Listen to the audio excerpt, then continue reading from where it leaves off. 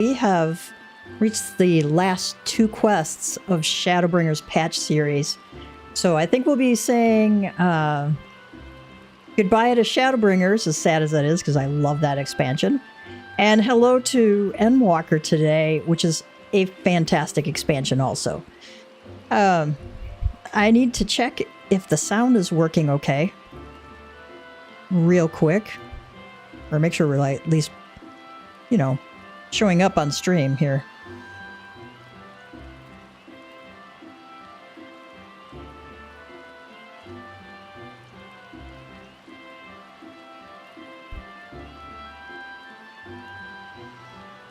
Okay, that's good. That one's working. And let's make sure we're showing up on YouTube too. Okay. All right, we're good. Oh, kitty, kitty, kitty. Sorry, guys. My 11-month-old kitten. No. My 11-month-old kitten loves to jump on our almost 16-year-old cat, who does not like that one iota. And because Jake is, you know, a little more frail, I try and break him up a little bit. And of course, now they're misbehaving right as I go on stream. Little stinkers. All right.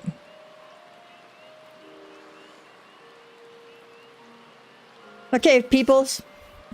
Last time I had to leave abruptly because my son had a car accident. Fortunately, it was extremely mild. He scratched the front logo on his front bumper. But at the time, I didn't know what was going on. So I had to leave abruptly to make sure he was safe. Because he had never been in a car accident before, believe it or not. Well, a car accident that he was driving in. Fortunately, none of our car accidents have been, you know, injury-causing, thank God.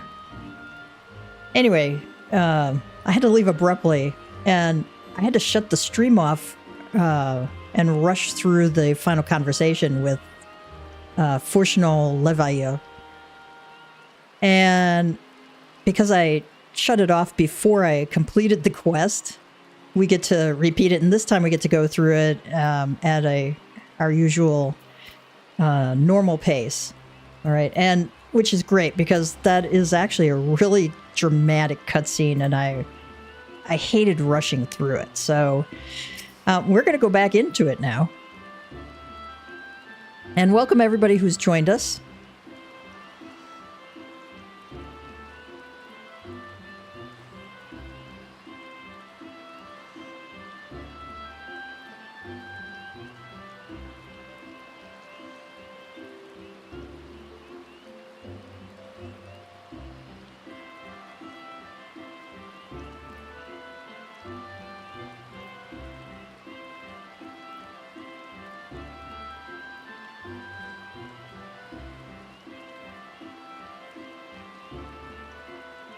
I'm saying hello to everybody in chat here.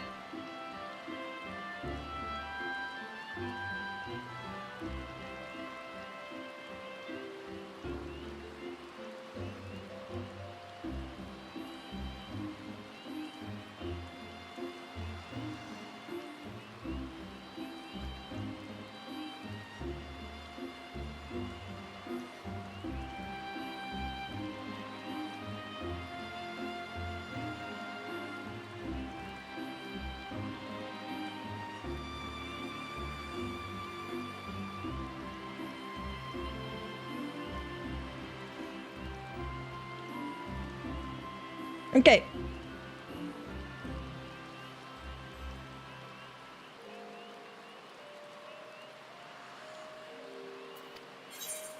Let's proceed to the Lotus Stand.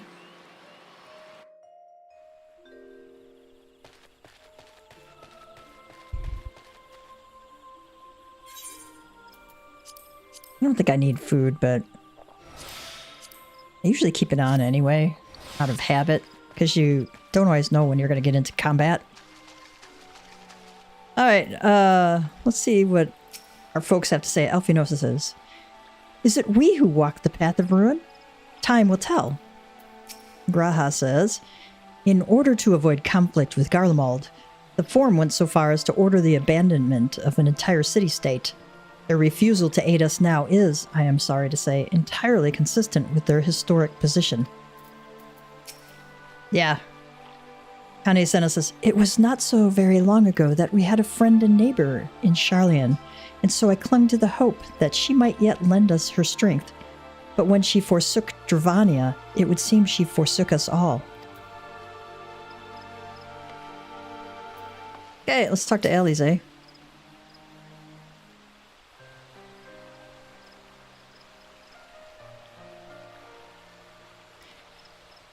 So that's what he came here to say? That we're all fools for having the temerity to defend ourselves against the Telophoroi? And as for the rest... Alfino says, "Like it or not, this was the Forum's decision, to watch from afar while Eorzea burns. Father was but the messenger, and as he handed down their judgment, I could think of nothing to say that could possibly sway him. I still can't."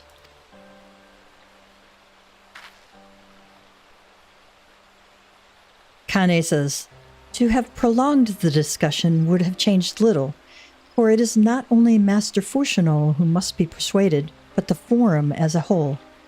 Their decision was made ere your father crossed the sea. Nor is it like to be changed, and so we shall face the Telophoroi without their aid." Raha says, "Forgive me, but if they had no intention of helping us, then why would they go to the trouble of sending an envoy in the first place?" Good question. Why did they not simply keep their counsel as they are wont to do?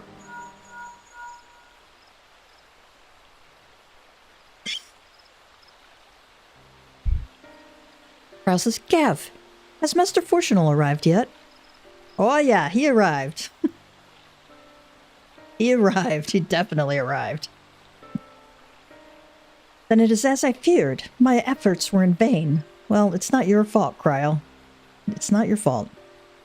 I pleaded our case to as many Forum members as I could, but they flatly refused to discuss the matter."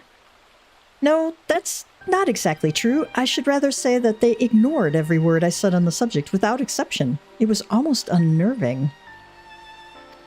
Keep that in mind. Grahatia says, "Could it be that they are hiding something from us? That might go some way to explain Master Fushinol's performance. When he said that they would know if the final days were truly upon us, I dismissed it as pride. But what if they genuinely believe that they now...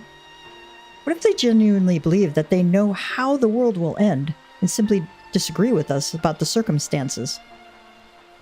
Ryle says, "That I don't know, but something tells me that they are not as unconcerned about the Telophoroi as they claim. If the threat weren't real, why else would they be so standoffish and secretive? I would very much like to delve deeper into this, but I'm afraid I've exhausted every avenue of inquiry. Nor have I fared any better with my other mission, researching Heidelin in the Ethereal Sea. I tried enlisting the help of experts in the field, but it appears the Forum has forbidden anyone from cooperating with us." Alphino says, "Obstructed at every turn." Krause says, "So it would seem, but don't lose heart just yet. With all the knowledge and acquaintances we have between us, we can still find a way forward. To that end, I would like you all to join me here when the time is right, of course. I am aware that matters in Eorzea stand on a knife edge, but with your permission, I can at least start making the necessary arrangements." All right. You can say, "I've always wanted to visit Charlian," or "Please do," and, well, there are one or two things to take care of here first. I think Gav is more the excitable type, I think. I've always wanted to visit Charlian. I've always wanted to visit Charlian and smack down Fushinol for what he said to his kids. Krause says, "And so you shall, albeit under less than happy circumstances. It may take a while to secure entry for you all, but I'll let you know when everything is in order. Look after yourselves in the meantime, won't you?" Kane says, your speculations give me cause to hope. Yet if these seeds will bear fruit, I cannot say. While it is possible the Sharlayans hide some secret truth from us, there can be no certainty that its exposure will prompt in them a change of heart. And so, for the moment, we must needs confront the plight in which we find ourselves. The Forum has refused our request for aid, and it falls to us alone to contend with Thalaphoroi. I wonder if they had a tower show up in the Sharlayan area. I can't remember if there was or not. Elfino says, even with all of Eorzea standing united, there is no guarantee that we will prevail. What does Sharlayan intend to do if we fail?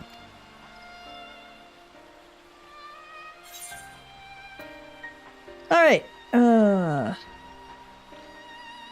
don't know what to have here. Lemon muffins, sure, why not?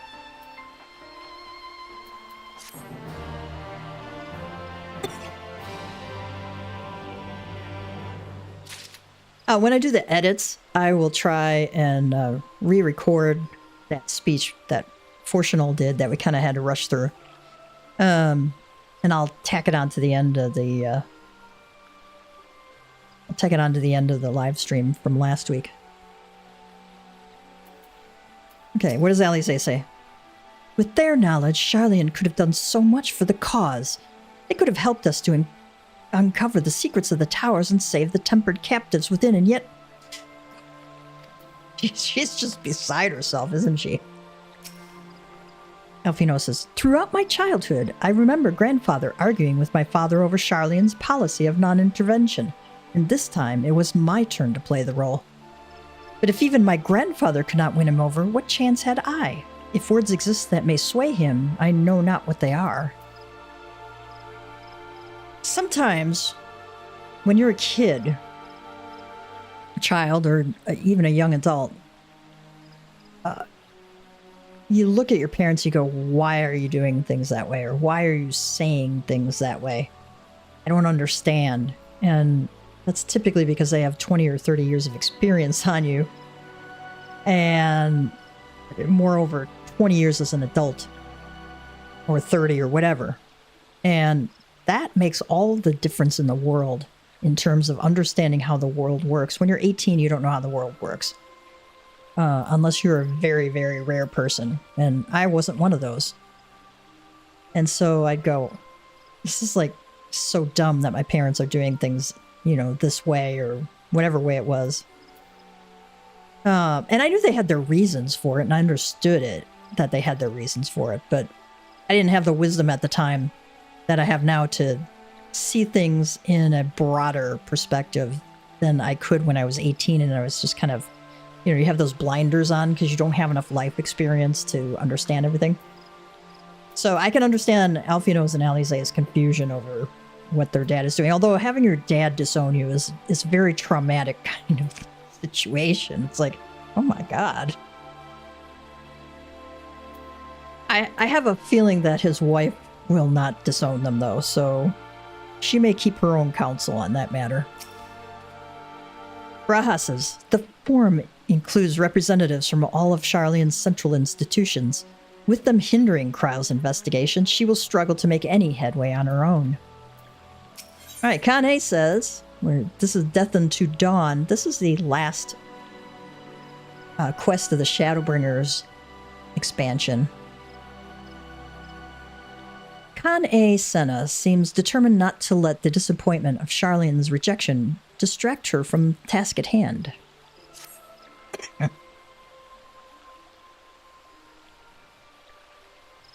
Kane Senna says, while Sharlayan's stance is indeed disappointing, we cannot allow ourselves to be distracted from the challenge before us. There is much and more to be done.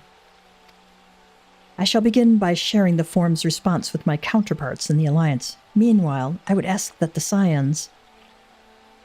Grave tidings, Walking Ones! Grave, grave tidings! Kane says, calm yourself, my gentle friend. What has occurred? The Sylph Emissary says, these ones who went to see feathered ones send terrible news. Destroying ones have appeared in Zelphatal.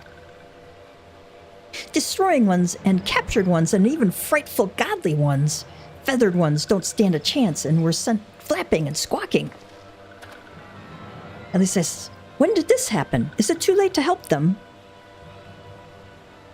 Too late, yes, much too late. But luckily, destroying ones were only passing through and continued on west.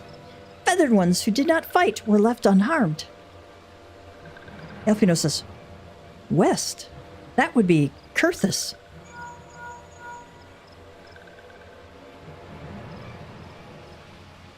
Kane, keeper of the entwined serpents.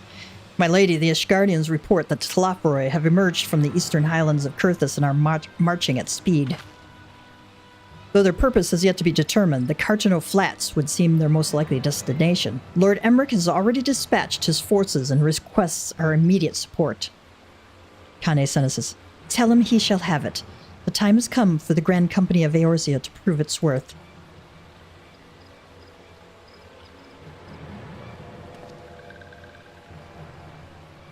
Alfino says, well, mayhap it is a mercy that we do not have time to stew upon our misfortunes. Come, my friends, let us make haste to Cartano. Sylphemus says, wait, this one almost forgot. Destroying ones are said to be led by cackling robed one. This one must see with all walking ones know. Farewell.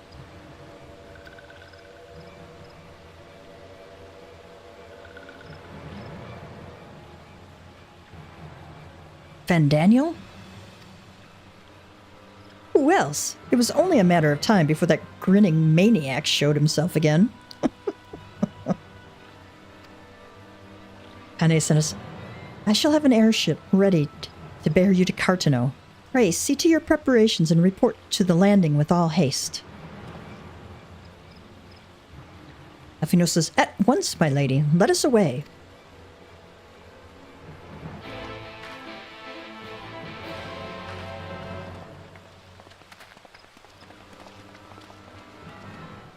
Alfino, ever the diplomat, bowing to Kane Senna. Nobody else does that. The airship will be ready to depart ere long. I bid you make for the landing as soon as you are able, and may the 12 keep you.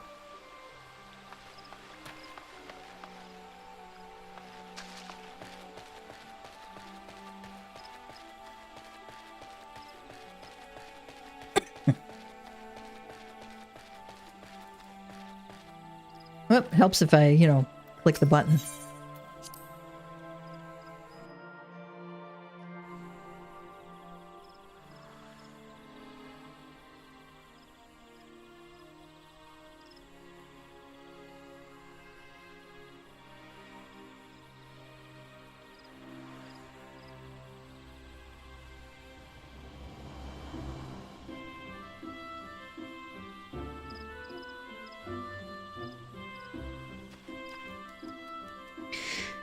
I wanted to pick up another DPS job. I don't know why I did that. Because I'm like 3 levels away from having Summoner finished. And I'm trying to decide which one to pick up next of the not limited jobs, right? And I got Pugilist, which turns into Monk, Rogue, Machinist, Dancer, Thaumaturge. I'm not picking up Thaumaturge, sorry guys. Red Mage, Pictomancer. So we have 1, 2, 3, 4, 5, 6 we can choose from.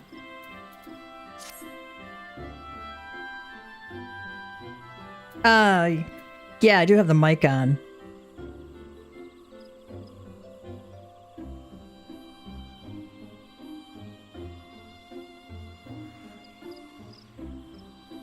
Let me type. Because I can hear it on my end, on both Twitch and YouTube.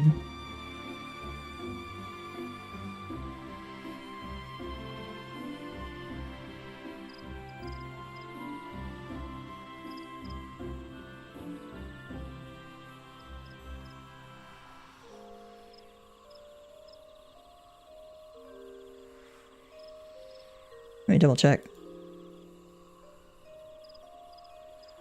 Oh yeah, I can hear myself.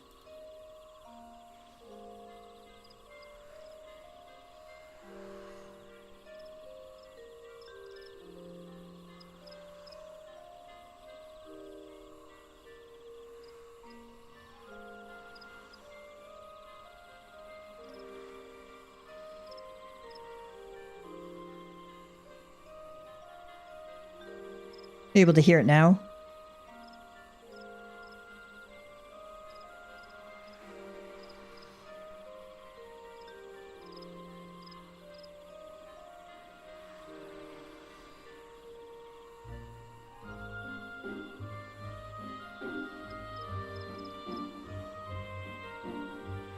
Ah, okay.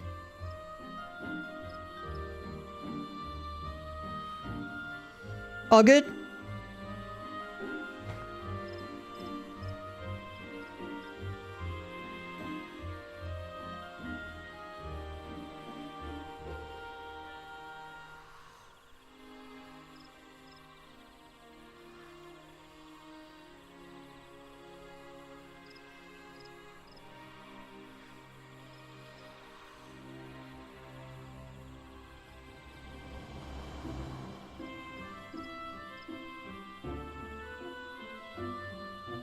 Okay, cool. I just wanted to make sure everything was going out okay, too. Alright, speak with Alfino outside the Carline Canopy. So we're gonna go back to the Aetheryte Plaza.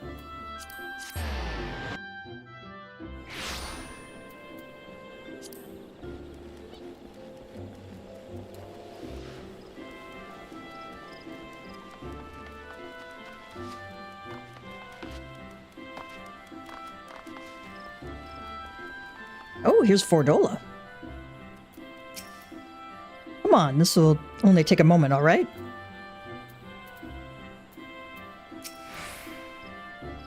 Kev, it would seem Fordola here has come all the way to Gridania to find us. I have explained this situation, but she insists her business is urgent. Aye, and it'll be over sooner if you shut up and come with me. It's very Fordola.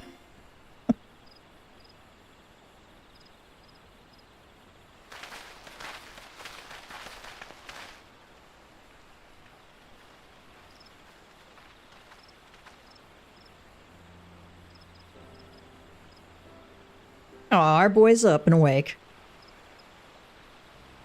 Arenvold! I can't tell you how good it is to see you.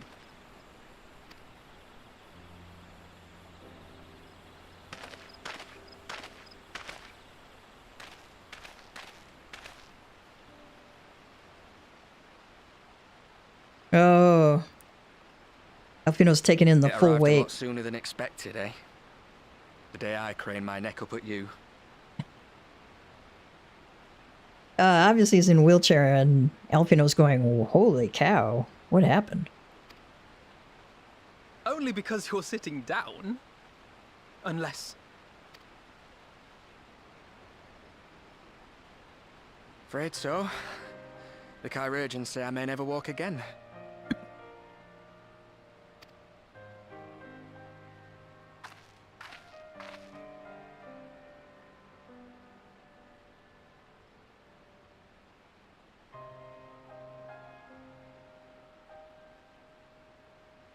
Come on, Alfino, it could be worse. Besides, I didn't come here to dampen the mood. Quite the opposite. I'm wondering why he's so surprised, because Alfino's certainly seen, you know, mortal wounds, right? And I'm wondering if it's because it's a good friend of his who's sustained the injuries. It's very, very difficult, as somebody who does medicine, it's very difficult when it's a family member or friend to be as dispassionate as you have to be when you're treating very, very serious illnesses or injuries. You have to turn off a side of your brain that feels that, oh my God, I'm freaking out because this is my family or friend. And Alfino's still very young. And I found that was much more difficult to do when I was new in the field. To be able to kind of, you know, put aside the emotion section and deal with it later so that I could deal with the emergency in front of me. And that could be what's going on with Alfino here. All I've ever wanted was to fight for a cause I believe in. But my fighting days are over. So I want you to fight in my stead. Be the hero I can't.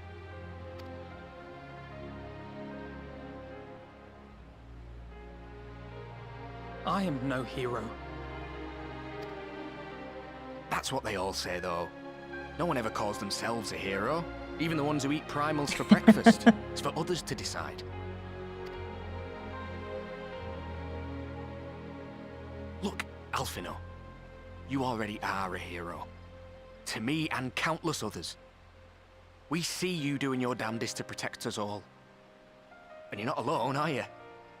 There are people who believe in you, just as you believe in them. So you could say, we carry the dreams of many, we'll carry yours too, or we'll be sure to give your regards to the Telephoroi. Some things may have changed, but the adventure isn't over yet. I think Gav would probably, tongue-in-cheek, say, we'll be sure to give your regards to the Telephoroi.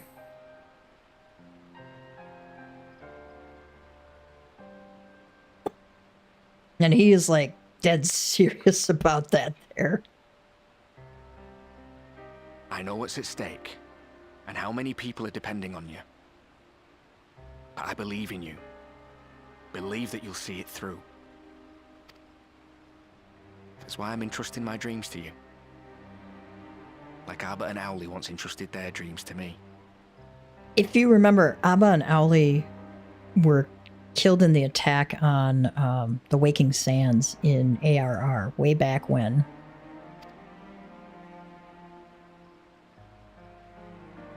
There was a time when I would have borne the weight of such expectations without a second thought. But now, I know just how heavy that burden can be. Oh, our boy's growing up.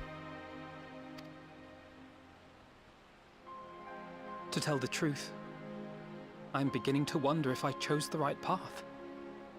Sacrifices will inevitably be made for the sake of the ideals I uphold. Maybe I am not the person I thought I was. The person you think I am. I wouldn't presume to tell you. But I will say this. In spite of everything, you've come this far. The road ahead might not always be clear, but you've never been one to give up or take the easy way out. And everything you do for others. For a brighter future. I'm proud to call you my friend. Well, I've said my piece, so I'll let you go. I know you've got more important things to be doing. Just give what I've said some thought, all right?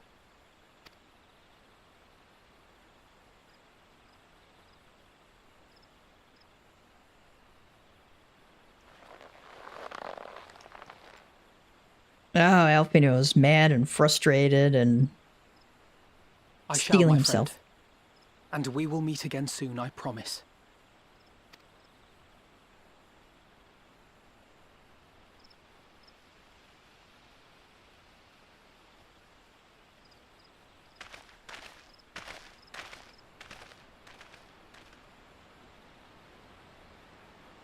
Nothing left for me to do but wave and smile.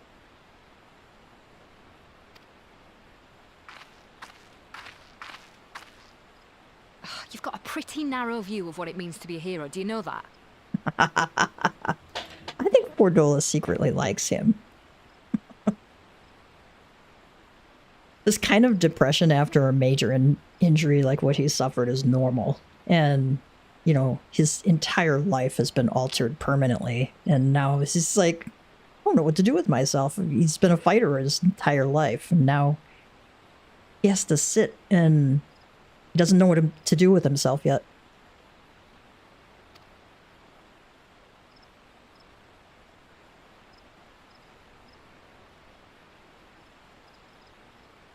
You think they're all forged in the fires of battle? That it's all about being brave and killing villains? Alphino and the others will carry on their fight. But theirs isn't the only one. There are other ways you can make a difference. If you stop feeling sorry for yourself and put your bloody mind to it. Trust Fordola to tell it like it is, man.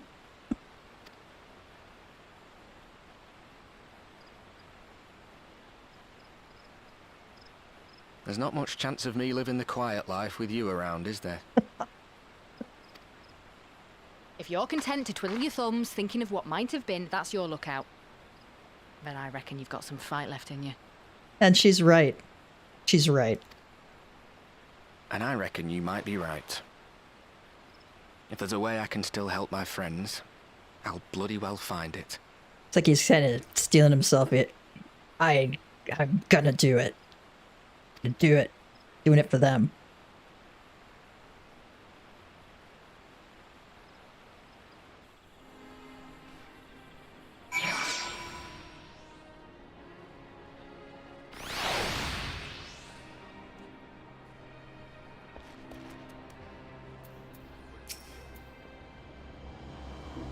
Evino says, I rather doubt that Fordola obtained the Corrigian's permission before bringing Arnvald halfway across the realm. I doubt she did too. But I think it was good for Arnvald to say what he needed to say. And solely to deliver a message at that. They should both have known better. But what's done is done, and I will not soon forget his words. Good for you, Alfino. Raha said, to Paglethon, I had assumed that the Slothroi would continue to target settlements, but it is plain they considered Zelphatal a mere obstacle on the road to Cartano. What, then, draws them to the flats? We must keep a close eye on their movements. It looks like we have an instance quest here. You can tell me later what that was all about, but judging by the set of Alfino's jaw, it appears to have done him some good. Yep. Thancred and the others have already left the Rising Stones, and according to the communications officer, Amalja and Cobalt forces are also bound for Cartano as we speak. They mean to keep the promise they made in Alamigo, and we must do the same by saving as many of their tempered kin as possible. Anyway, the airship is ready to depart. We should get going. Upon joining the battle at Cartano, several cutscenes will play in sequence. It is recommended that you set aside sufficient time to participate in the battle and view these scenes in their entirety. When they say that, they mean it. Okay. And I am going to take about a 5-minute break. And the reason is because I have to start the dough for my homemade rolls. I'm making homemade rolls because my daughter got home from the hospital today, and we're going to grill out tonight and have some homemade rolls. So I'm going to leave it here for about 5 minutes.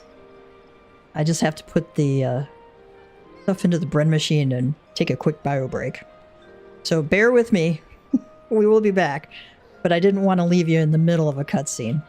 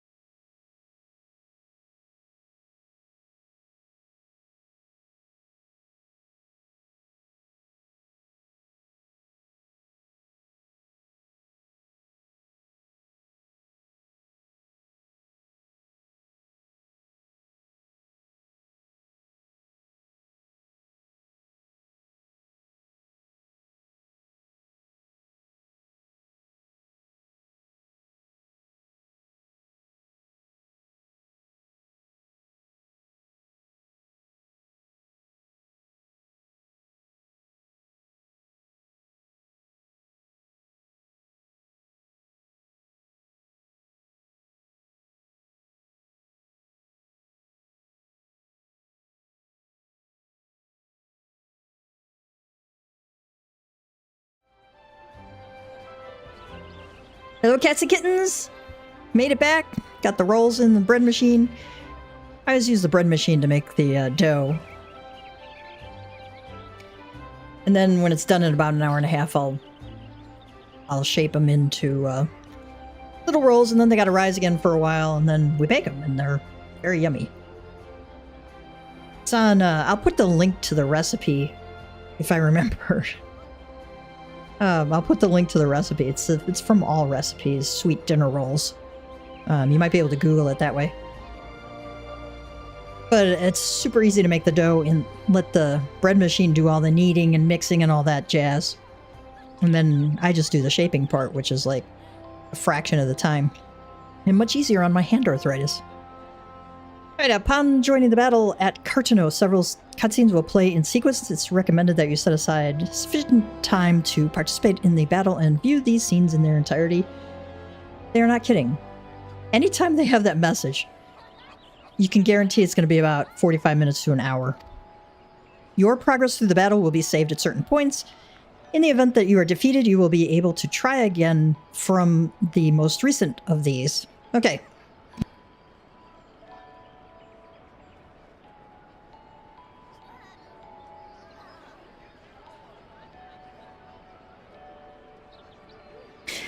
I have found that for these battles, sometimes you're playing as another character, and we might end up doing that here. I haven't looked at it recently, and I don't remember since it's been a while since I've been through the post-Shadowbringers quests.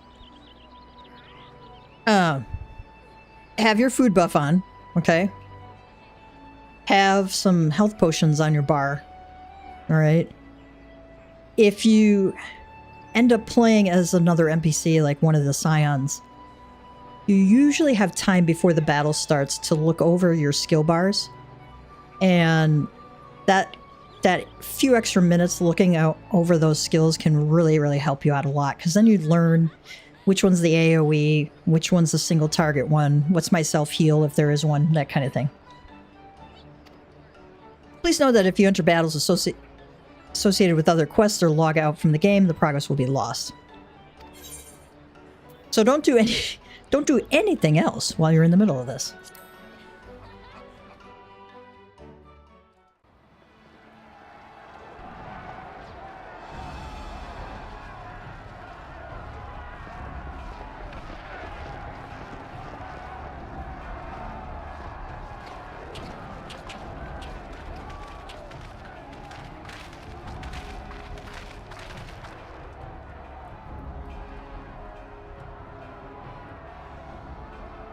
My fellow Scions, as I am sure you will have heard, we can expect no help from Charlian, nor are we any closer to discerning the Telophoroi's grand design.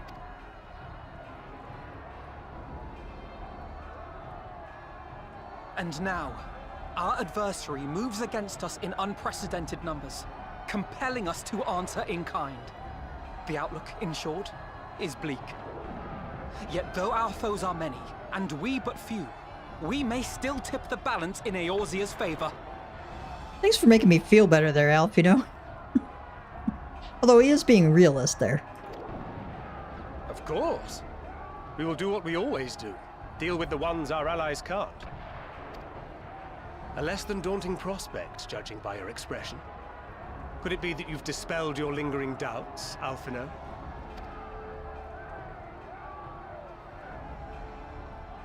Maybe not.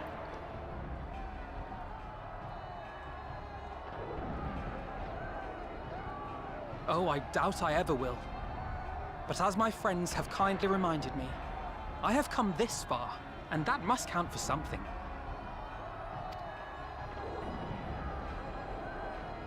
Gods be good, Alphino. That's what we've been trying to tell you all along. I love Allie say, man. It's like, wake up, brother!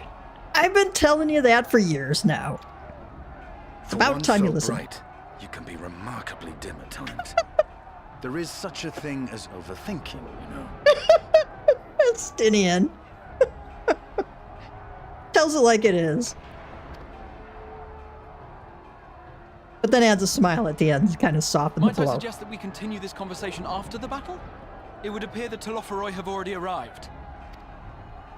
I'll do what I can to cure the Tempered, but they'll have to be incapacitated first.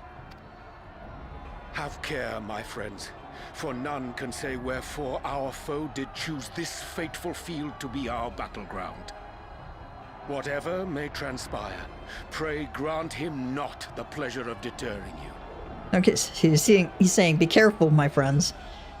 No one knows why our foe chose this, this famous field as our battleground. Whatever happens, don't give him the pleasure of stopping you.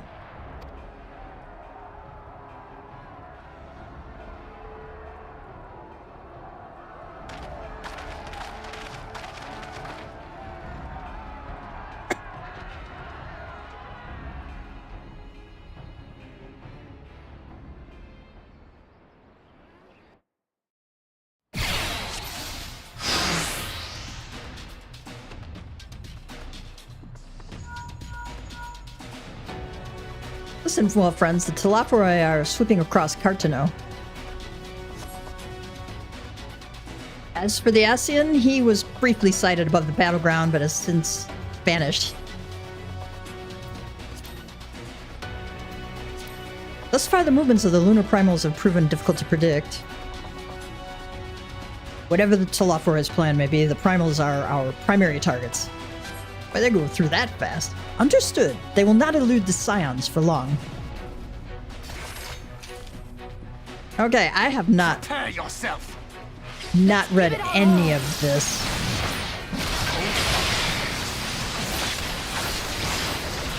We're gonna stay out of the queue there.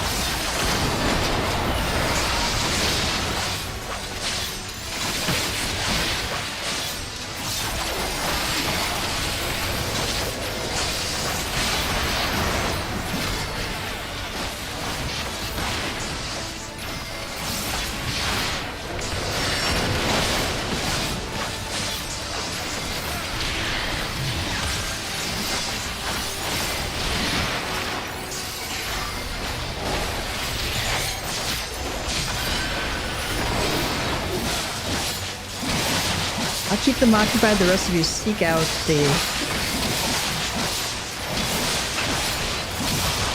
Let's divide our forces and maybe locate the primals more swiftly. Thank British Store, and I'll head east. Concentrate my emperors on the Lord Tempered. With luck, I should be able to have a chance to cure. So how are we supposed to look at the battle and read this stuff at the same time? I'll go West Gal, Valpino with me. Okay, we're gonna be following them. Okay.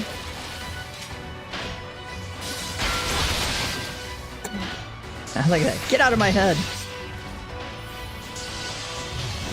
Something's not right. You'd think?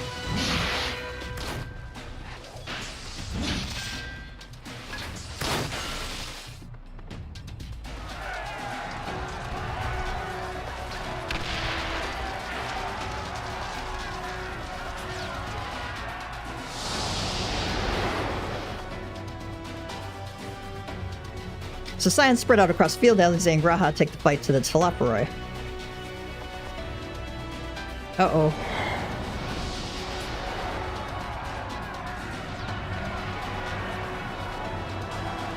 I think we're fighting as Alize here.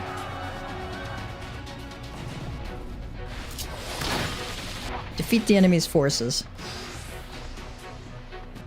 Okay. There's so many of them. Her flare combo, that's our 1, 2, 3, 4. Scorch combo.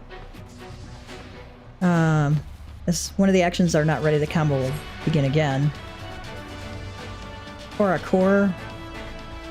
Crimson Savior deals unexpected damage with potency of 200 to all nearby enemies. That's our AoE. Flesh delivers an attack with a potency of 440.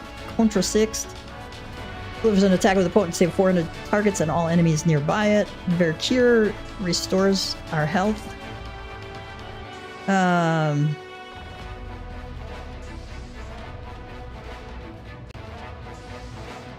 I have no idea what to do with these. Okay, so potency 700. 600, 700. So, trying to see if any of these dot anything. The Crimson Savior. Okay, ranged attack. Oh, these are all ranged attack, aren't they?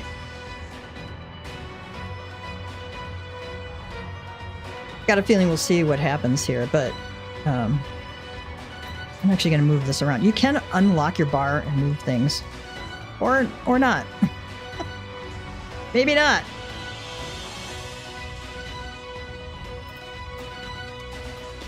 No, you can't move it around. It won't let you. Oh, sort pet hotbar. Okay. Here we go. Because I want to move... I like my AoEs to be next to each other. So that's how you sort it. Alright.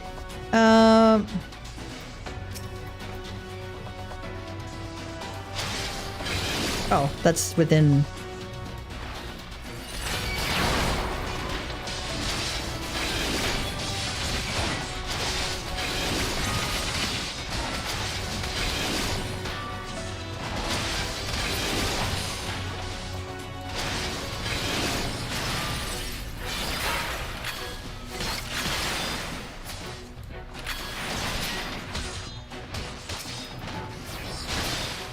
Allow me. Allow me. Okay.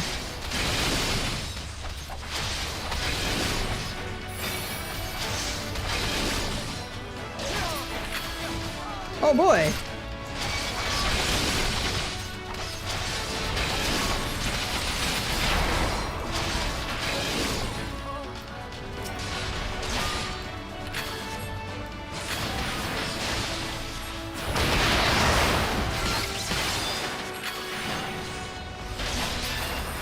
Just the beginning.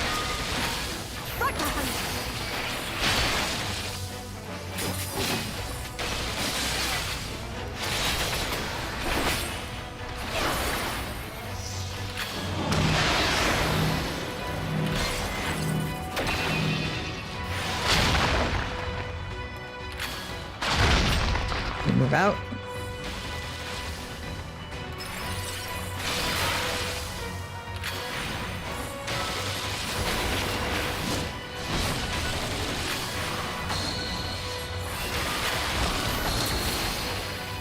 I'm gonna cure Graha there.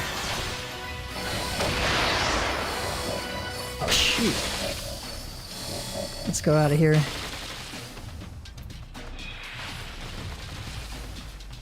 We're gonna move that proximity marker away and then go back to here. I'm gonna Vercure Graha here.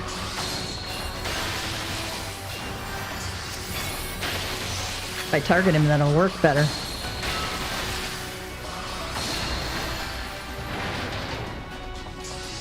Seems we've earned a moment's respite.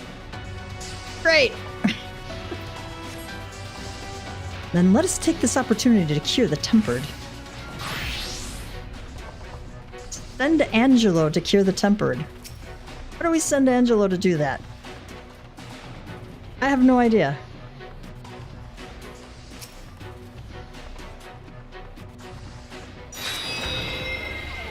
Oh, we have to right-click on him.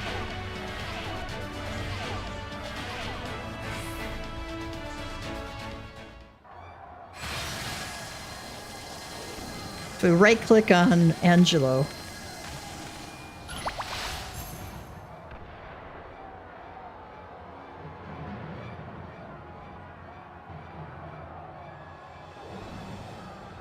Oh, goody. Here's Fandaniel.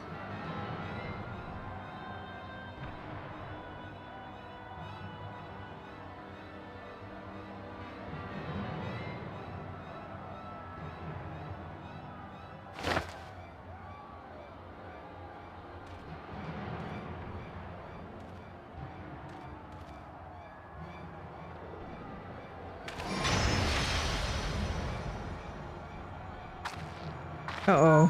Whatever it is, it's bad. Did you see that? At least it says, the glyph? Yes. How worried should we be? Very, very, very worried.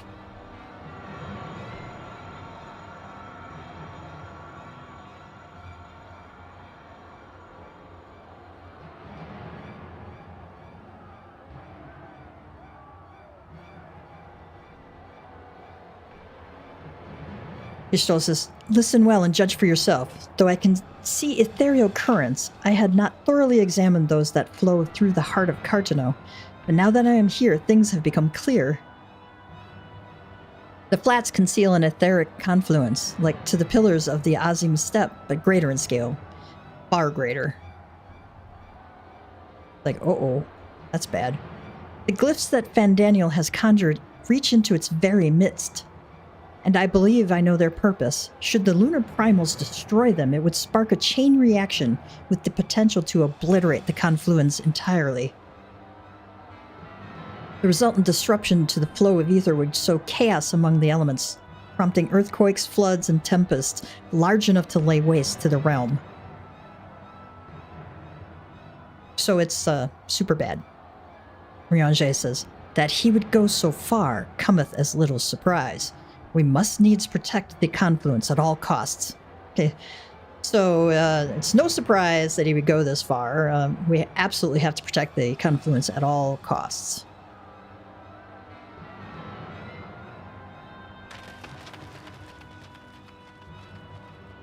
I don't know who we're playing as now.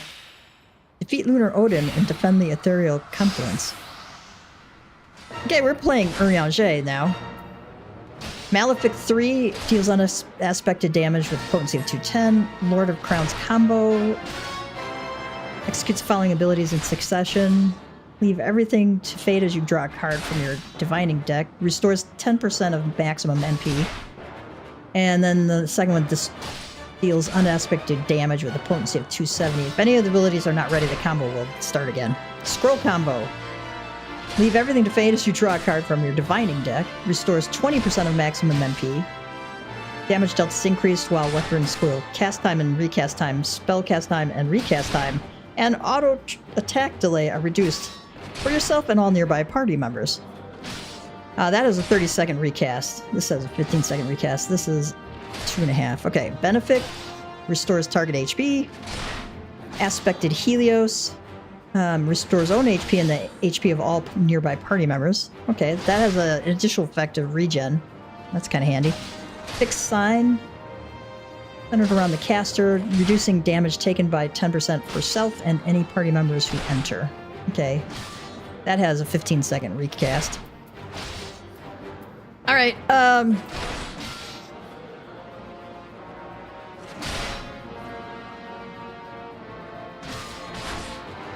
I think we want to use this on the scroll combo on cooldown. And I think probably the Lord of Crowns combo on cooldown. And then Malefic is in between. Heal. Put a regen on everybody. And heal. If anybody has some tips on this, let me know. Fixed Sign is our shield, so... Alright, I never play a healer, so this should be entertaining.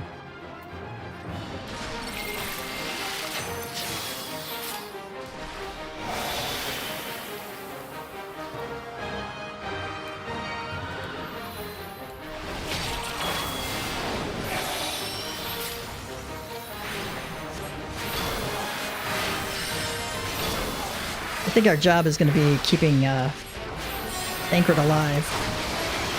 Ouch.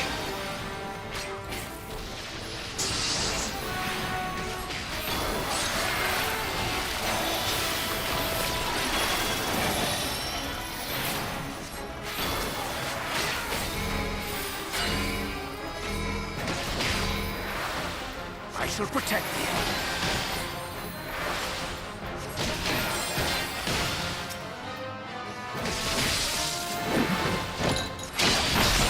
Ouch. Seal up Y'shtola.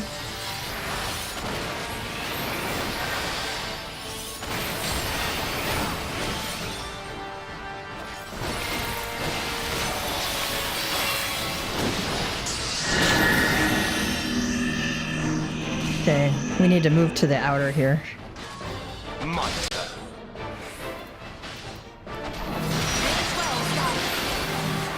We're just gonna move out of that.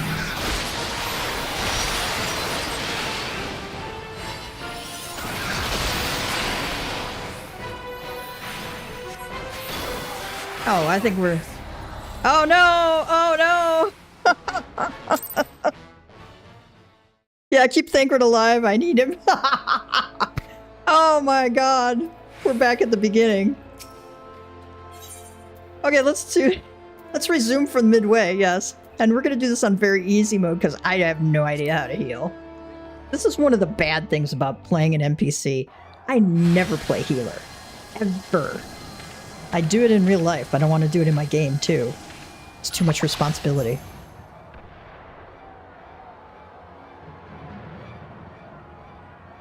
Yeah, I love doing what I do for a living, but when I get home at the end of the day, I just want to kill stuff. I don't want to go healing again.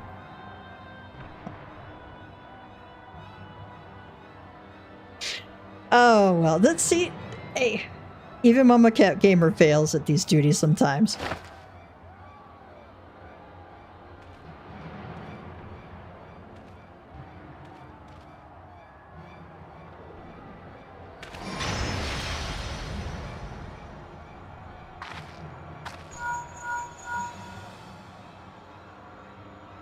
Did you see that? I don't know if can I skip that? Yes. All right.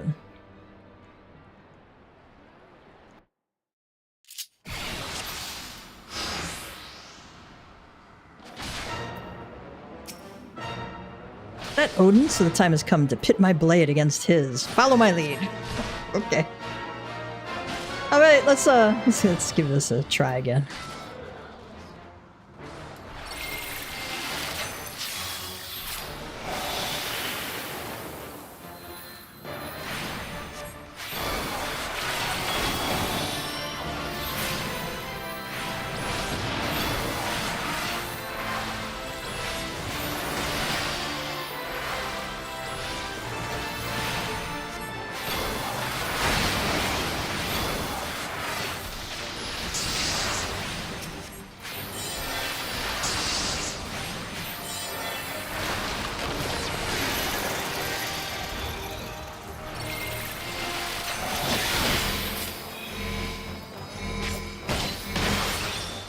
I shall protect you.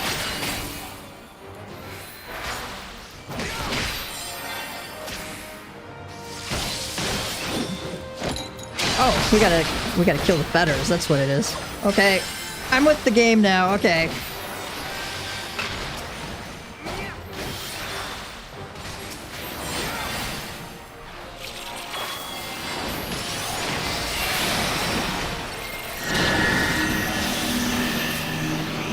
Let's go over, stay here by Thancred. I think that's a good idea. My turn. May the 12 guide you.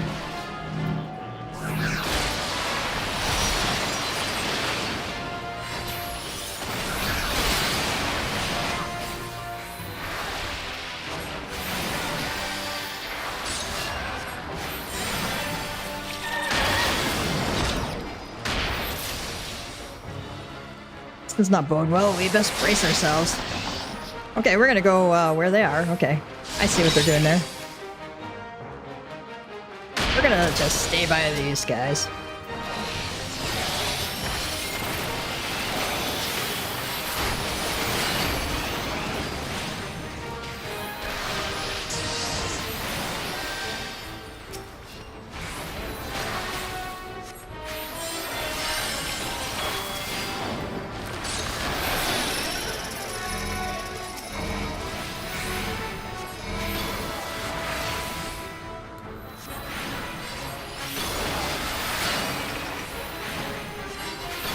Away with you!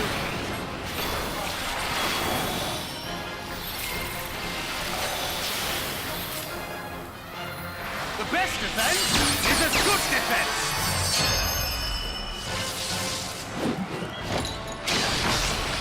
Oh.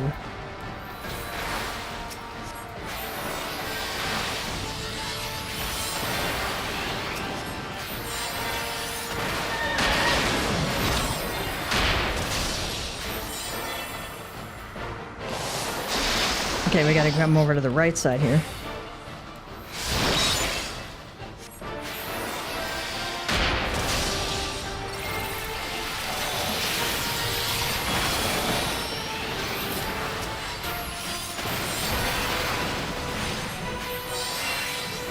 I just keep eating regens or whatever. We're gonna go over by Thancred.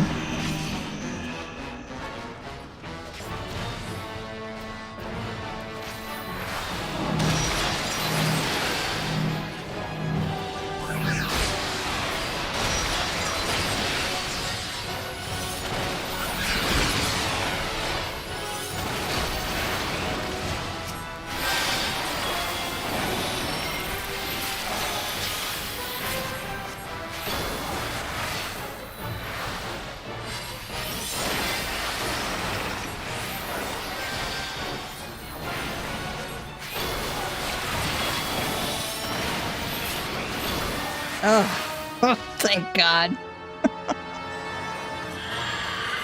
Hey, we can be done with the healing part right now. I want to go back to Reaper.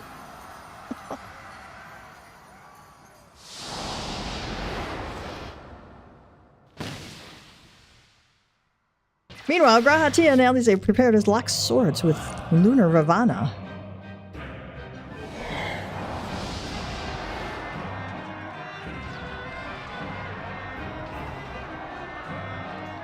Who are we getting to play now? Defeat Lunar Ravana and defend the Ethereal Confluence. Okay. We're back to, Wait, who are we playing as? Oh, we're playing as Graha. Foul combo. Cast the following spells in succession. Okay, that's a recast quickly. Deals ice damage. Okay. Also restores up to 40% of magic. Okay, Thunder deals lightning damage with potency of 200 to target and all enemies around it. Okay, lightning damage over time. Oh, okay, that's our dot. Cure 2. Medica 2. Oh, that's our regen. And then Break prevents spellcasting, movement, and other activity of all nearby enemies. Oh, okay. I don't know how long that lasts. Okay. Let's give it a shot.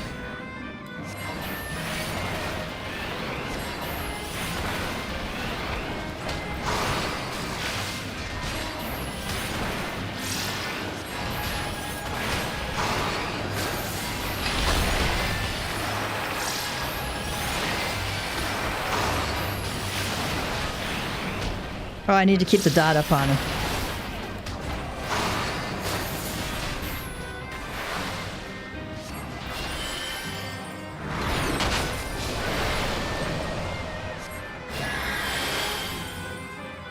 Uh-oh.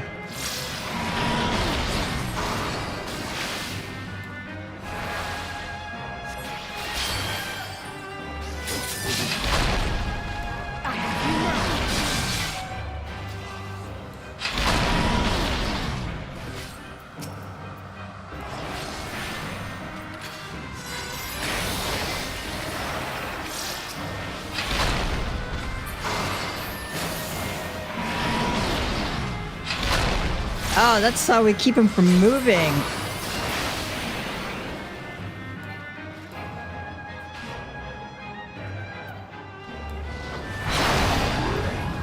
Uh-oh.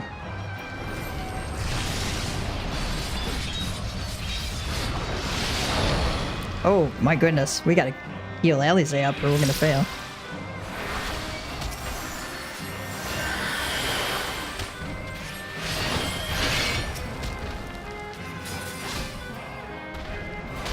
I'm gonna keep the confluence healed up.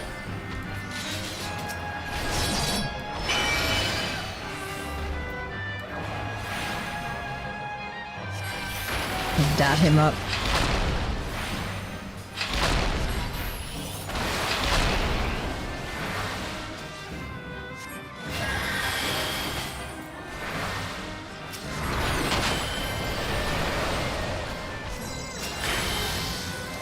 Uh-oh. Okay, looks like we're gonna be moving.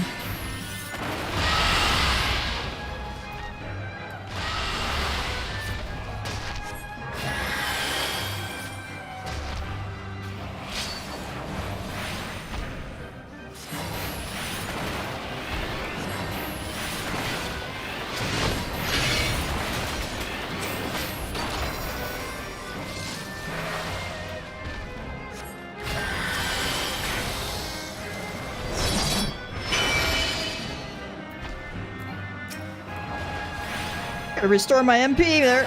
Oh my god.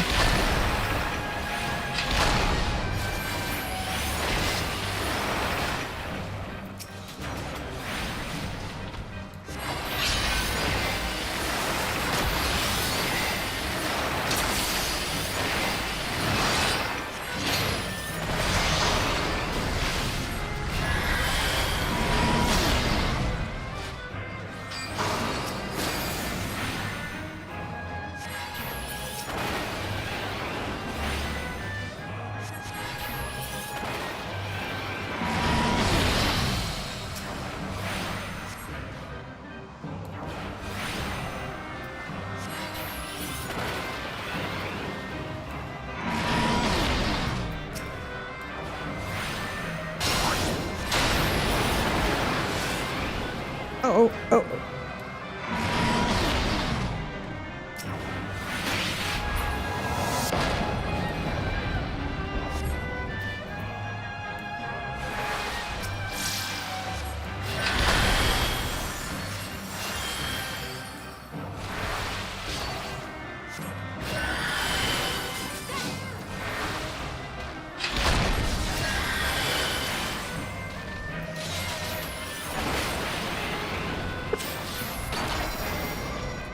Oh my god.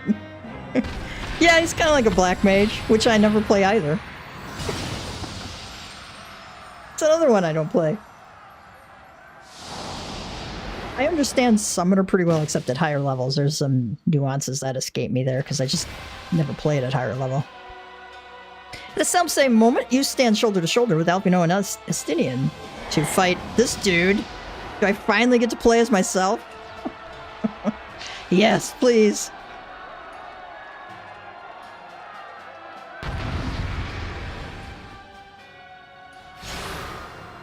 I hate playing as other NPCs. Alright! In the coming battle, you will fight... I missed that. Lunar Ifrit. The one that, Ehrenwald did. Okay, let's go.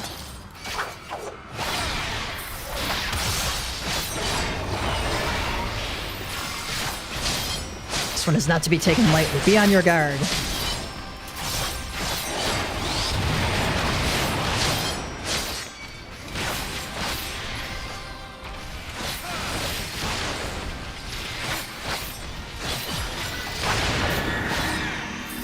We're gonna go over by the boys here.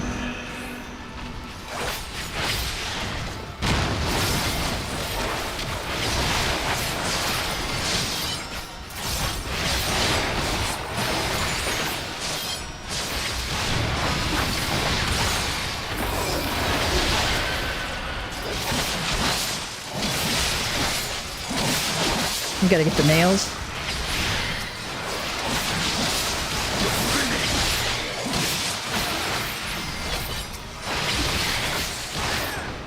Meanwhile, Estinian's just going, you know, cyan mode here.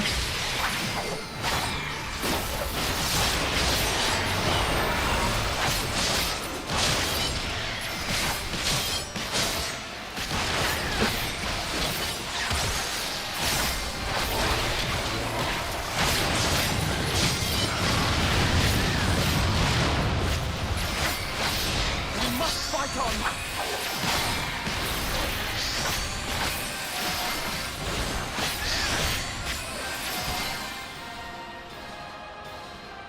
Okay, where are the boys running? Boys are running over here. Stand by the boys. Oh, I see it. Okay.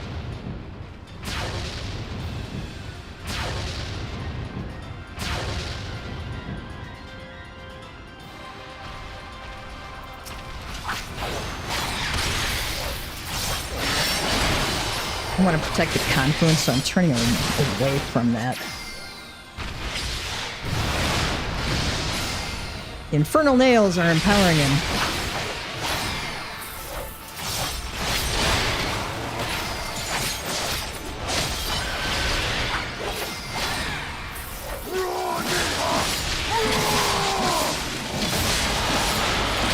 Oh yeah. Oh nice.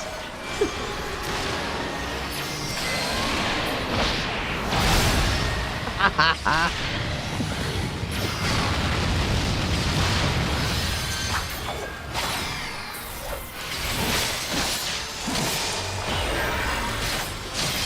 Agony of the Damned. Okay.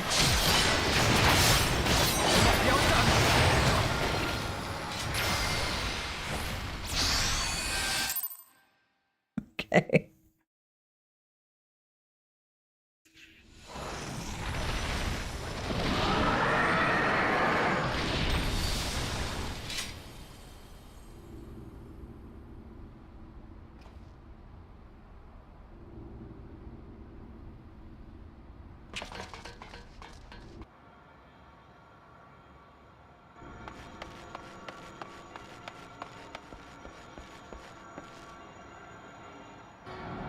Oh, yay, our friend.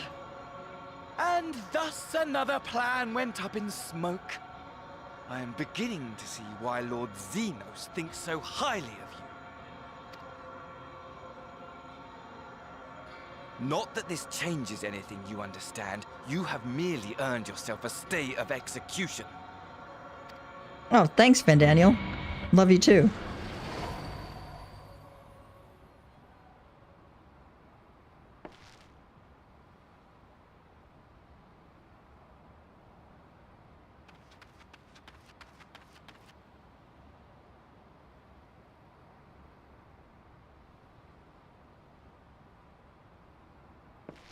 Uh-oh.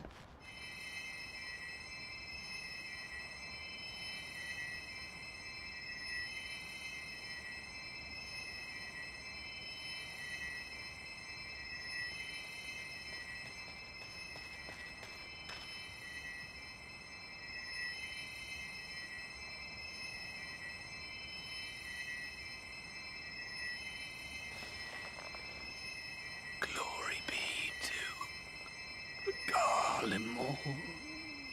Uh-oh.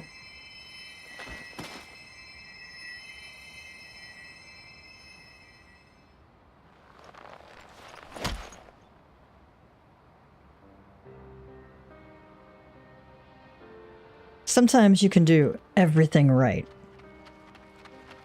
And things don't go the way you want. How fare the tempered? We've treated as many as we can, but some were beyond help.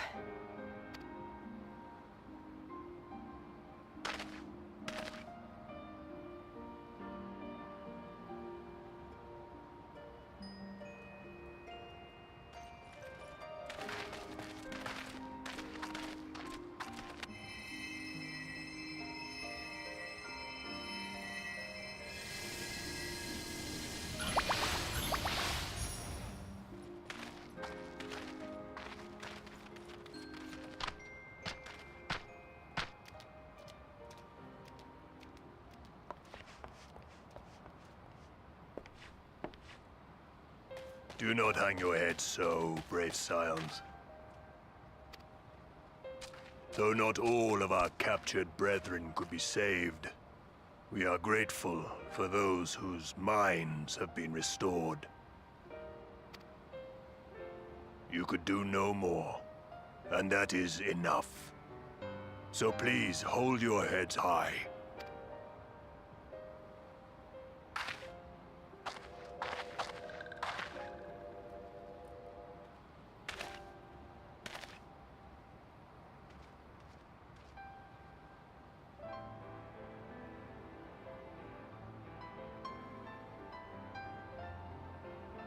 Should have been quicker. But I'll do better next time. Thank you for your kind words. They mean a lot.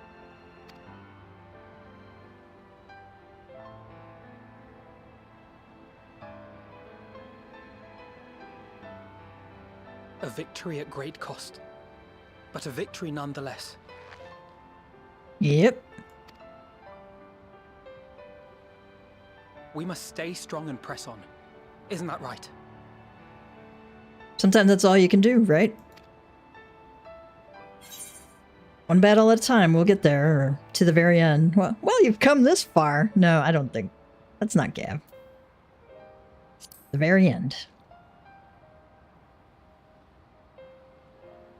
To the very end.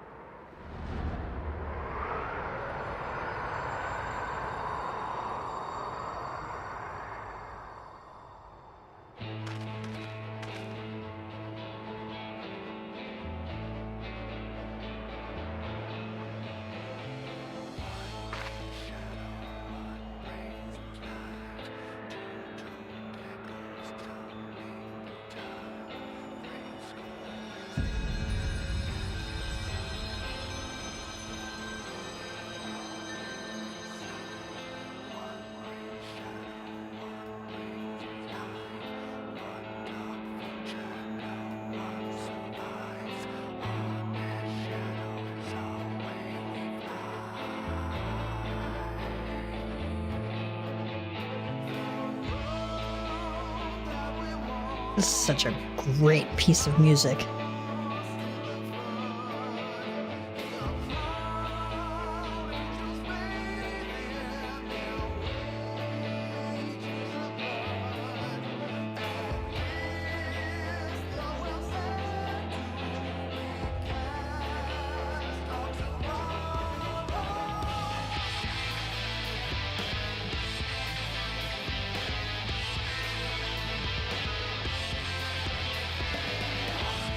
I gotta get through the voice actors and then going to turn it off there.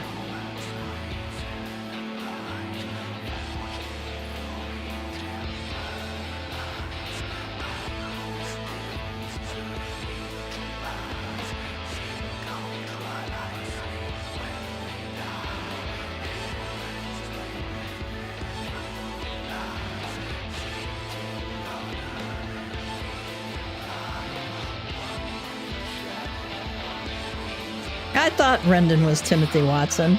He sounded a lot like Urianger, you know.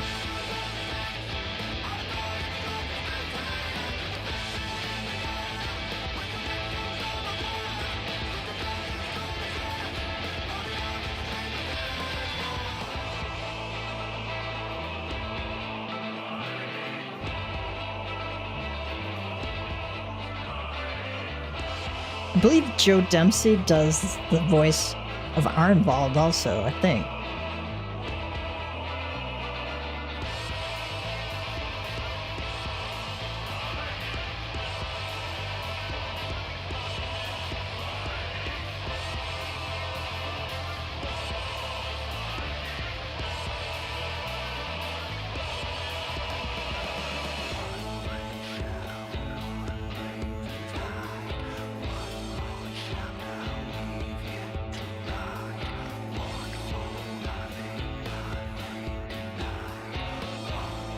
That's a nice piece of artwork there. Yeah, John Heffernan does a great job with Nero. I didn't know Sicker was voiced by Luke Allen Gale.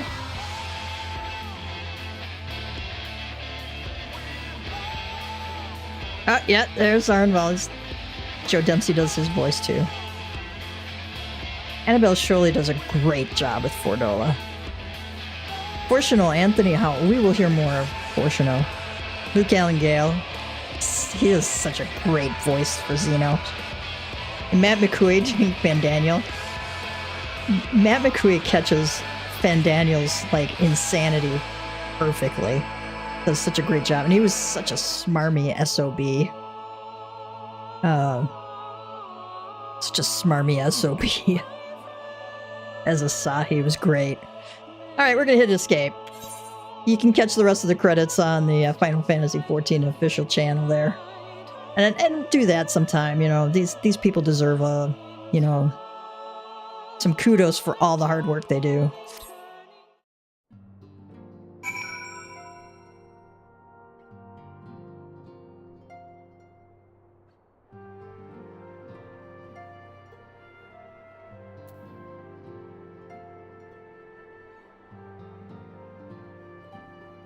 Sure we got everything going here.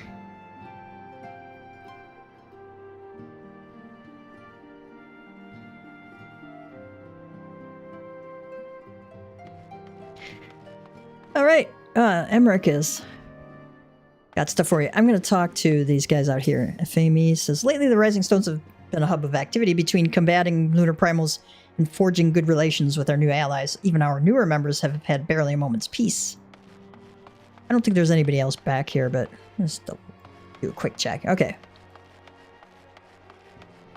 Alright, what does Tataru have to say? You should have seen my face when Lord Emmerich turned up on our doorstep. Did none of you think to send word he was bringing you home? Elfino says, at the close of the battle, when the clouds parted and the moon shone down on us all, I cannot well express how I felt. Somehow it seemed more a beginning than an ending. True that. Elise says, the tempered that we were able to treat will be taken to the city-states for observation. As soon as the Alliance is satisfied that they're fully recovered, they'll be free to return home. Well, that's good. Ishtola says, I'll recommend that the Alliance keep a closer watch over Cartano. The Telafroi may have failed in their attempt to destroy the confluence this time, but there is naught to stop them trying again. Right, Thancred says, it was decent of Lord Emmerich to bear us home aboard his airship. The gods only know how we would have squeezed this many people onto the Bonanza. Estinian says, many though the enemy were, their numbers consisted largely of tempered beastmen, with a few lunar primals to keep things interesting. The Garleans themselves ventured little and lost less. It has ever been the Empire's way to have others fight their battles, but even they would blush at the Telafroi's use of tempered slaves. Oriange says, the Cartano's flats seem fated to play a prominent role in the history of the realm, do they not?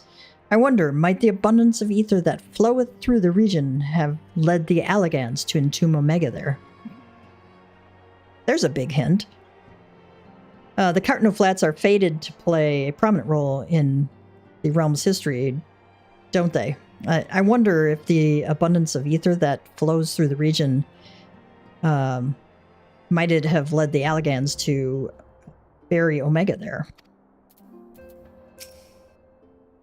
Throughout the battle, I could not shake the feeling that all present were performing for the amusement of Van Daniel, probably because he's nuts like that. Nor did his blithe reaction to this latest defeat give me cause to think otherwise. I can only conclude that such failures are of little consequence to his broader scheme. Whatever it may be. Destroy the planet, that's what he wants to do. He's already said that. Listen to Emmerich here. I trust you all enjoyed a comfortable flight aboard the Pride of the Ishgardian fleet. Lest you worry, the Bonanza has been towed to a nearby location to be retrieved at your convenience. Ingrid says, you've thought of everything, Lord Emmerich, and may I say how much I appreciated the hospitality you afforded us on the way home. Think nothing of it. Our destination lay in the same direction, and it afforded me the perfect opportunity to learn how my errant friend has been since last he took his leave.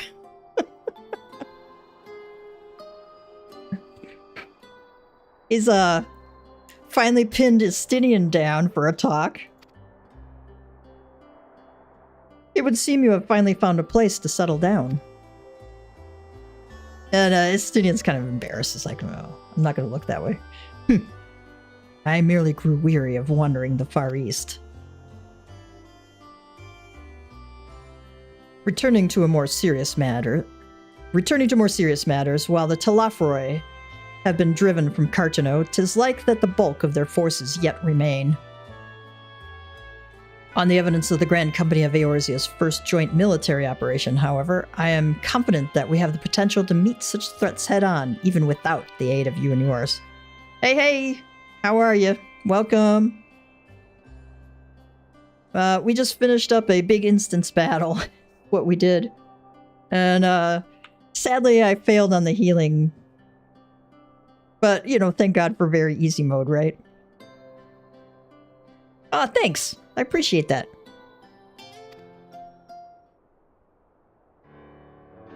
As such, while our forces keep the Telafroi at bay, I would ask that you apply your talents to the task of neutralizing the towers. Ishtola is a sensible division of labor. While the towers remain, so too will the threat of the lunar primals.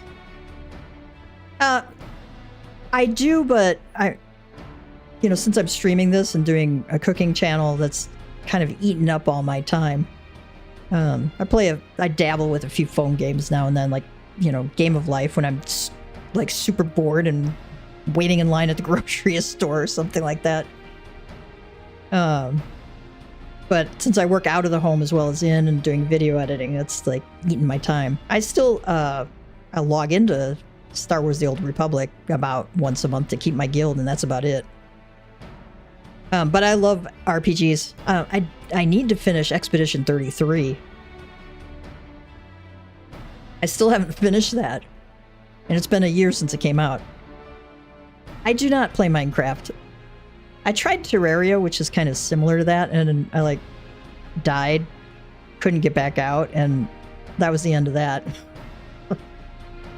I feel like Minecraft, because I'm not an artistic builder type person, I think Minecraft would, you know, be boring to me. And I'm sure there's like lots of ways of making it really interesting, but I just never got into it.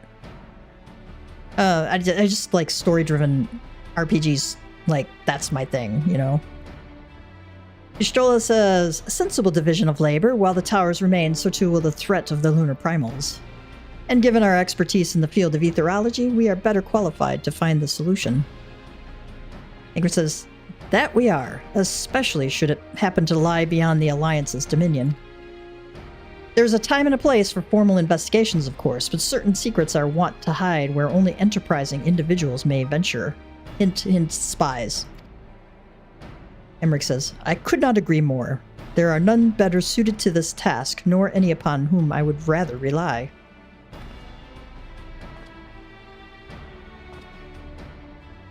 On behalf of the Alliance, I thank you. We look forward to receiving any information you are able to uncover. I don't stream daily because I gotta work and got a family to take care of. So I live stream on Wednesday afternoons, and then Saturdays around like 8 p.m. Central. I'll do extreme trials or, you know, whatever high-end content happens to be available. If I can't get into the extreme trial, I'll do something else. Maybe some of the new Dawn Trail content that came out. How about you? You play Minecraft, I take it?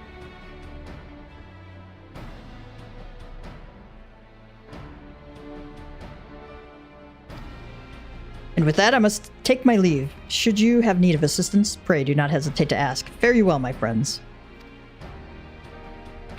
I really like Emmerich. He's like my favorite dude in Heaven's Word.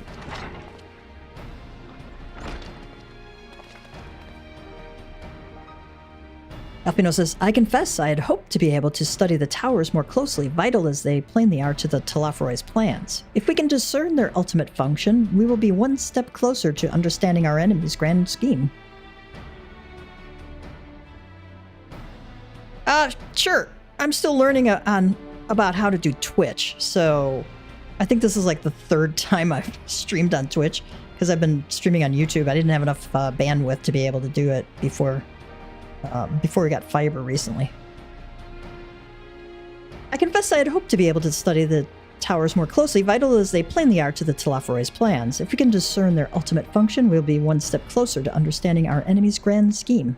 Should we succeed in neutralizing them, of course, it is all but certain that the Telophoroi will mount an all-out invasion. And then it will begin. The one who awaits at the heart of the chaos will come for you. Whoop, I said that wrong. And then it will begin.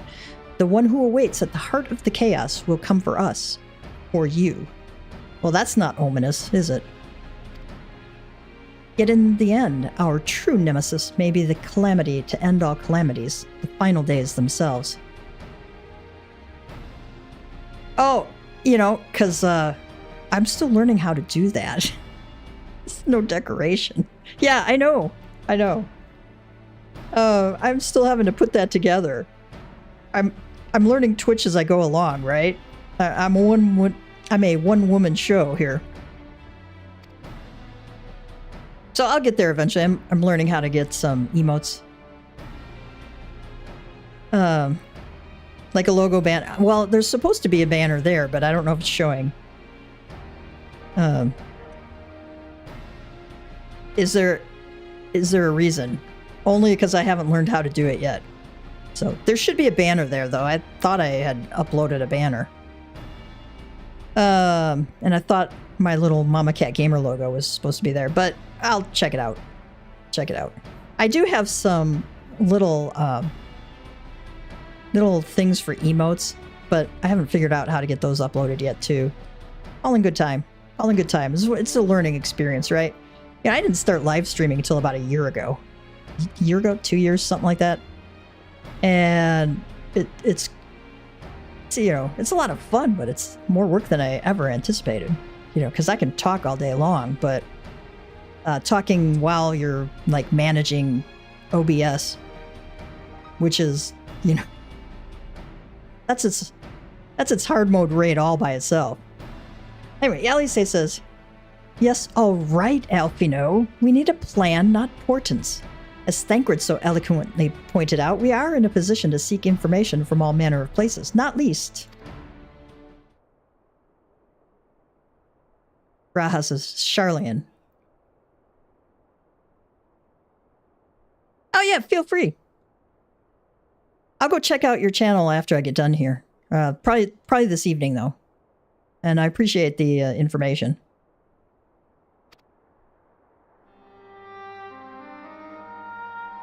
According to Kryl, the Forum have been more secretive than ever of late. While this may be related to the appearance of the Telophoroi, that remains a matter of speculation. Okay, Graha's not telling us this for nothing. Okay, so... no, because I don't have time to administer my own Discord. On YouTube, there's a link to our free company in Final Fantasy XIV. I've been a guild leader in the past in Tor, and it's an enormous amount of work when you get a certain number of people in. And I don't anticipate doing Discord because I just don't have the time to do it, and I don't have the people to kind of keep an eye on it for me. So, and that's okay. That's okay. People know where to find me. I'm on X. If somebody wants to contact me on X, they're welcome to do that. And I'm on X pretty much every day, checking stuff. Hey! Graha says, according to Kryl, the Forum may... Alright, according to Kryl, the Forum have been more secretive than ever of late. While this may be related to the appearance of the Telophoroi, that remains a matter of speculation. But one thing is clear, the Forum is determined to keep us from discovering the truth. Master Fortunal's performance at the Lotus Stand was enough to convince me of that. I love how they call it a performance. Like they all see through what Fortunal was doing there. And performance it was. Riange says, the matter beareth further investigation. I do heartily concur. So, okay, for those of us who don't speak Riange, he says, I absolutely agree that the matter bears further investigation. Nor can I think of a more promising place to look for the answers we seek on the matter of the towers. Charlian hath ever been the wellspring of ethereological knowledge. Have you ever tried to say ethereological? Ethereological. Nor, I can't think of a more promising place to look for the answers we seek on the towers. So Charlian has ever been, you know, a great font of knowledge on etherology. Estinian says, I care not where we go. Here or there, my lance will be ready. I'm surprised we got more than 4 words out of him. Ingrid says, and what of you, Gav? Might you be persuaded to join us? Oh, like we're gonna go anywhere else. A lot of course for Charlian. If it means I can have words with Fortunal, an island of bookworms and bureaucrats, have we no other choice? Oh no, Gav wants words with Fortunal. Totally wants words with Fortunal. And he says this only after I do. If he and his friends in the Forum think we'll leave them alone if they ignore us, they're in for a shock. Y'shtola says, it appears we are in agreement. We have but to wait for Kryl to secure the necessary permissions. In the meantime, there's a matter I would investigate. Ingrid says, does it involve tall structures? Of course it does. By strange coincidence, it does. At present, I have only a creeping suspicion, but with your help, I will soon find out whether my fears are warranted.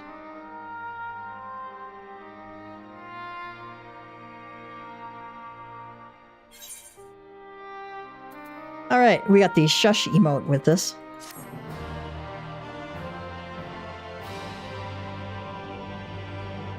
You have learned the emote, shush.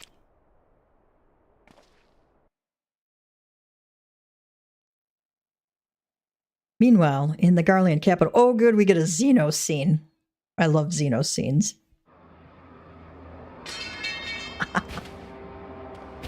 I see Xenos is trying out his scythe. On his own people. What an SOB.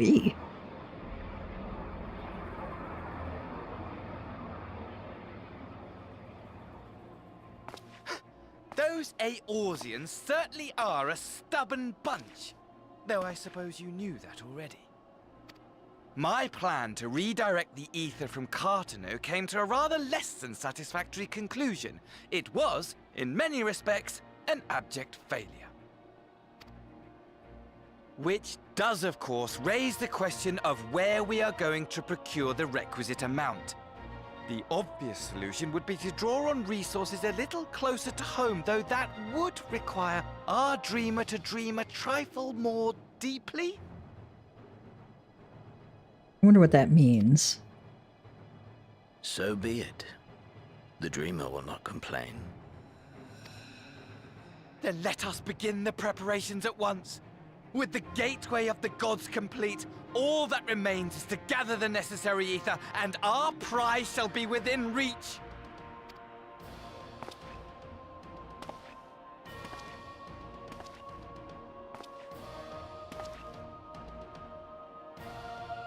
That is a huge and ominous looking tower. The time has come to fulfill your heart's desire, my desire! To relieve those wretched creatures of their meaningless existence!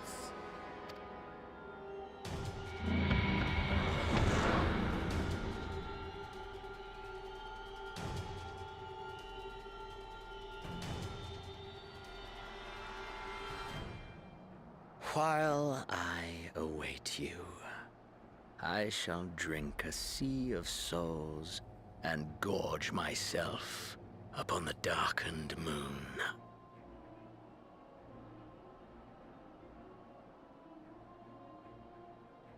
Then you shall come to me, all roiling rage and rancor.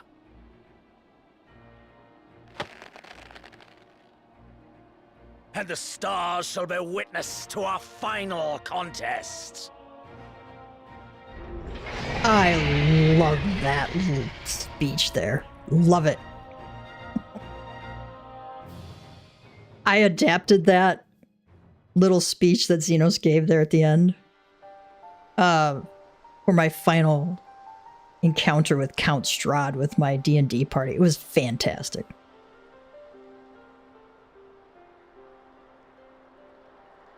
It was like perfect for Count Strahd. And we see the two of them studying things, and Gab's kind of looking on. As I thought, the ethereal currents have been disturbed here too.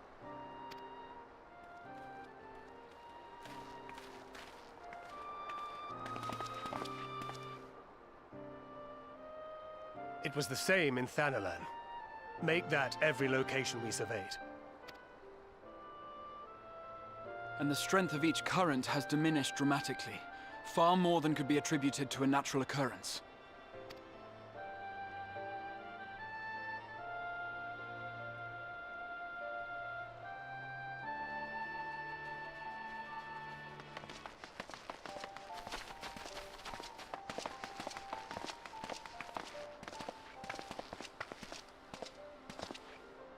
What tidings bringest thou from Dravania? It's Furiage speak. What's the news from Dravania? We took a number of readings, and noticed that the closer we were to the tower, the lower the etheric density became. In short, The towers are drawing upon the land's ether, which would explain how they were able to carry out the summonings.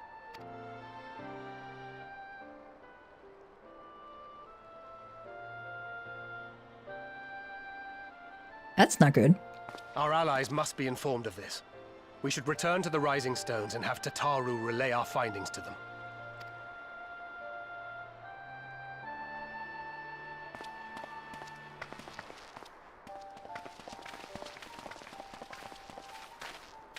Hear me. Hear me. Hear me. Hear me.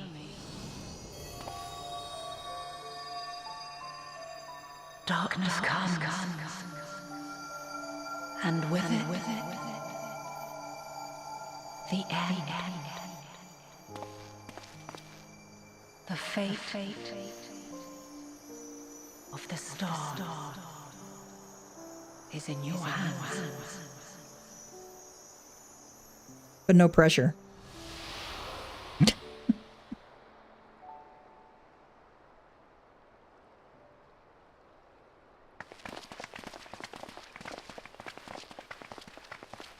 Everything all right back there?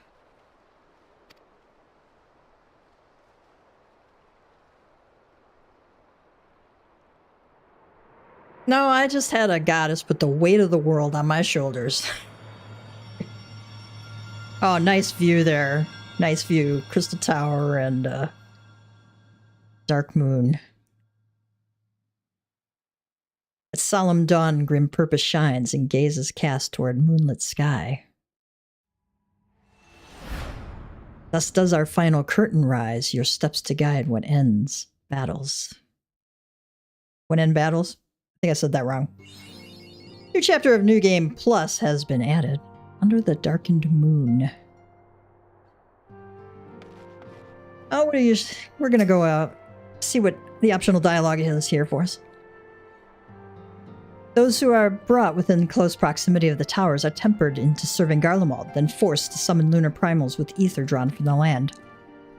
But even having understood this, we are yet to uncover what the Telophoroi wish to achieve by all this. And are the towers purely for strategic advantage, or do they serve some other purpose? Elise says, whatever it is my father and the Forum are hiding, I'm determined to get to the bottom of it. I bet you are, Elise. I bet she's ticked off at her father. I have conveyed Lord Emmerich's wishes to Coltene and the others. For the present, their role will be to facilitate communication between our allies and gather information on our enemy. Did they show up here, or is that it? Nope. Riange says, much and more have we discovered of the Telophoroi's machinations since Thancred and I did return from Garlemald. Verily, their troops doth appear to have been tempered in much the same manner as those engaged in the construction of the towering edifice in the capital. Alright, we discovered a lot more of the Telophoroi's plans since Thancred and I returned from Garlemald. Truly, their troops appear to have been tempered in much the same way as the ones who were engaged in the construction of that giant tower in the capital. When Arnvald tried to free the Amalja held in the tower, it triggered some sort of alarm, and the captives were killed instantly. As such, we have no choice but to leave them in the clutches of the Telophoroi until a means of rescuing them has been found. In the meantime, the summonings of lunar primals will continue, just as we must rely on the Grand Company of Eorzea to put down such entities and prevent any further abductions, so too do they rely on us to come through with our investigation. Katara says, I have a feeling the journey to Sharlayan is going to be quite the test of your nerves, in more ways than one. You'll miss this place while you're away, I just know it. But for now, the best thing you can do is get plenty of rest while we wait to hear from Cryo. Okay. Stinian says, after the end of the Dragon Song War, I spent many a moon roaming, Kugane, Radzatan, even Garlemald, but never Sharlayan. In all honesty, a nation populated entirely by bookish types like Alphino is not a place that appeals to me. It's comments like that that make reading the optional dialogue completely worth it. That and seeing Moonbrita get Thancred drunk off his butt. That was hilarious. Raha says, not only do the members of the Forum intend to adhere to their long-standing policy of non-intervention, they made a point of sending Master Fushinol here to explicitly state that fact. Rather than simply refusing to involve themselves in our affairs, it would appear they are actively trying to prevent us from meddling in theirs. This does, of course, make Krau's mission of securing our entry into Sharlayan nigh on impossible, but I am confident that she will find a way regardless. Aha. Anybody else here? I don't think anybody else is here. I just wanted to double check before we go on. The next ship to sail. Alphino is feeling the need to take stock. Horse chestnut weapon coffer. Gav, do you have some time to talk? I would like to gather everyone in Dawn's Respite and together assess the situation in which we find ourselves.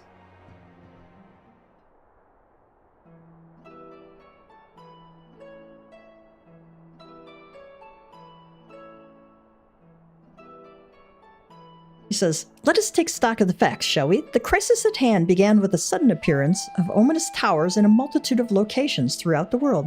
I suppose they're doing this recap because the patches come out over the course of a year or so before the expansion actually drops. So if it's been, the most recent patch would have been like 3-4 months prior to the X-Pack. So I could see doing a recap here to get everybody caught back up. We have since learned that said structures were brought into being by an organization known as the Telophoroi. The Telophoroi's stated purpose is to recreate the final days of eons past, an apocalyptic event that would result in the destruction of all we hold dear. Already have these towers of theirs been the cause of untold suffering. Alize says, countless innocents kidnapped and imprisoned, their faith perverted for primal summonings. And unless we find a way to deal with the corruptive aura surrounding the spires, we can't even get close enough to rescue anyone. Those shielded with the blessing of light seem able to resist being tempered at least. But after what happened to Arenvald and Fordolo, we need to be very, very careful about how we proceed. Ingrid says, yet while these threats close to home are of paramount concern, we mustn't lose sight of the situation in Garlemald.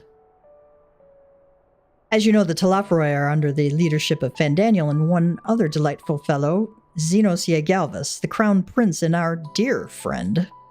To date, he's reclaimed his old body, murdered Emperor Varus, and plunged Garlemald into an even deeper pit of chaos. The capital has probably seen the worst of it. For a good while there, it saw the bloodiest fighting in the War of Succession, but that has since changed, and in troubling ways. Aye, during our reconnaissance, the air was not once rent by the barking of cannons or the cries of discord. 'Twas an eerie fog of silence which did blanket that ruined city. Okay, so while we were out on a reconnaissance mission, the air... there was no sound of cannon fire or cries of, fighting. It was an eerie silence that blanketed the city. The inhabitants appeared to have been tempered, and with nary a word spoken did they labor to transform the palace into a soaring edifice born of nightmares. Okay. The citizens were all tempered, and they didn't even speak a word while they worked to transform the palace into that, that nightmare tower. Y'shtola says, if they were indeed made thralls, it seems safe to assume that these events, too, were orchestrated by the Telophoroi. An army of primals is awful enough, but in light of recent developments, I fear it is only the prelude to an even greater catastrophe.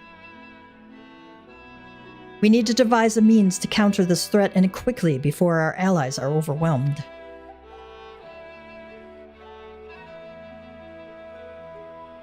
We will find a way in Sharlayan. I am sure of it. Master Fortunal's comments regarding the final days were curious, to say the least. The Forum knows more than it is letting on. Grahatia dropping us more hints. Tatar says, sorry to interrupt. We've just received word from Mistress Kryle. She says that arrangements for your visit have been finalized. Your You're to head to Limsa and board the next ship bound for Sharlayan. And on arrival, present yourselves as associates of the students of Valdesian, come to assist with the Order's restoration. And Graha gives the ear wiggle of joy. Justinian says, the arrangements may be settled, but what of your thoughts? They must race at the prospect of returning home after so long. He's talking to Alfino and Alize. Alfino says, I am eager to see it, of course. Of course. We should set off at once. It's like he's dreading the conflict with his father. Tataru says, then I'll accompany you to the docks. You need at least one person there to wave and cry and wish you a safe journey. I love Tataru. She's so cute and sassy.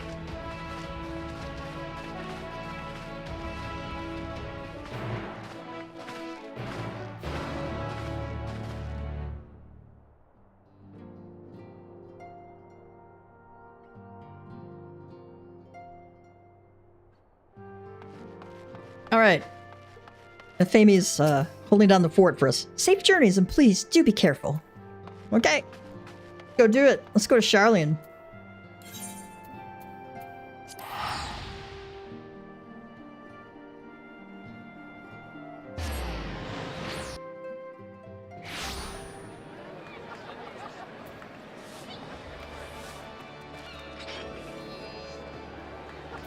Speak with Tataru and Limsa. Okay, she's over by the Arcanist Guild.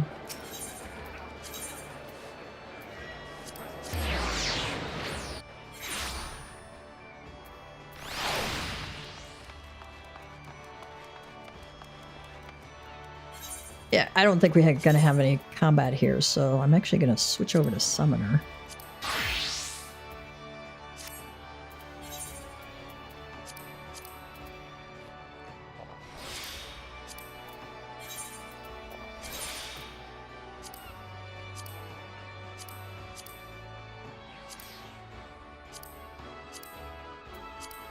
Wait, where'd my outfit go? This is what happens when you have too many outfits.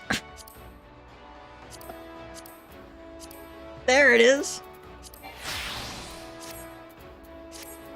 I want to keep his outfit consistent through the cutscenes here. All right, let's see what they have to say. I'm gonna go around the area again. What a grim reason to bring you to Sharlayan. Not much to be done about it, I suppose, but I would have liked to give you the grand tour under happier circumstances. Alfino says, though part of me looks forward to returning home, I've not forgotten that my father stripped us of the privileges of our family name. I hope it doesn't cause trouble with the officials upon our arrival. I'm going to... I have to... The name of the subs in our FC is really hilarious.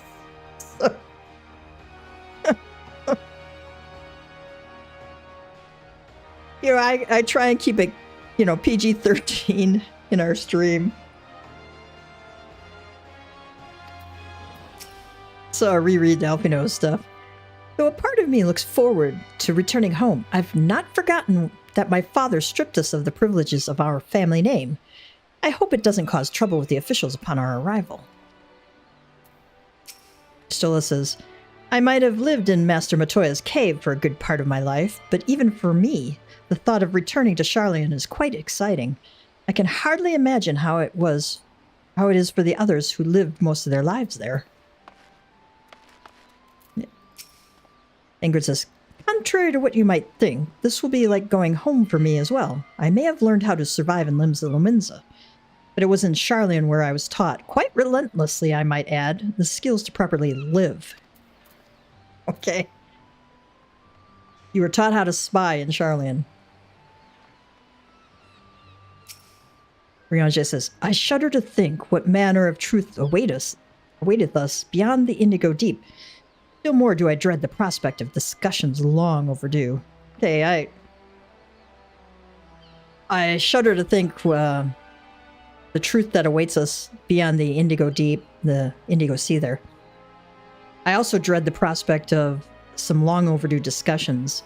That is in reference to Moonbreeda's death. And we'll see more about that. Stinian says, sea travel can be tedious, but I don't mind it. 'Tis a rare experience for most Ishgardians. That fair. Raha says, I never thought the day would come when I would be sailing home again. It always seems so very far away.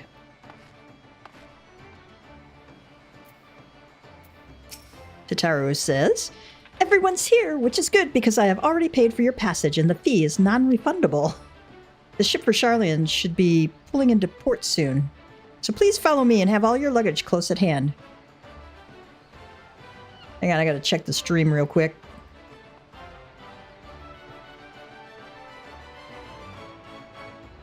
We all good here? We good? We good? We good? Okay. I heard something click off or beep at me. The ship for Charlian should be pulling into port soon, so please follow me and have all your luggage close at hand.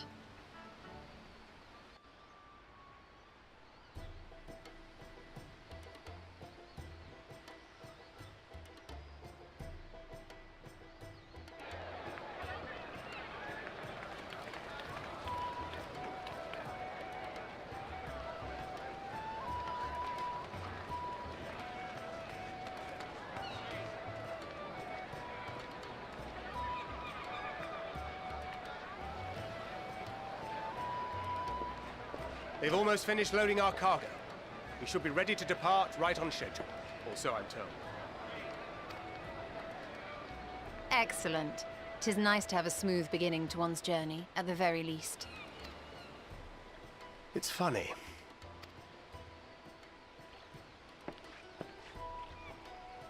Master Louis Soir came here on a ship very much like this one.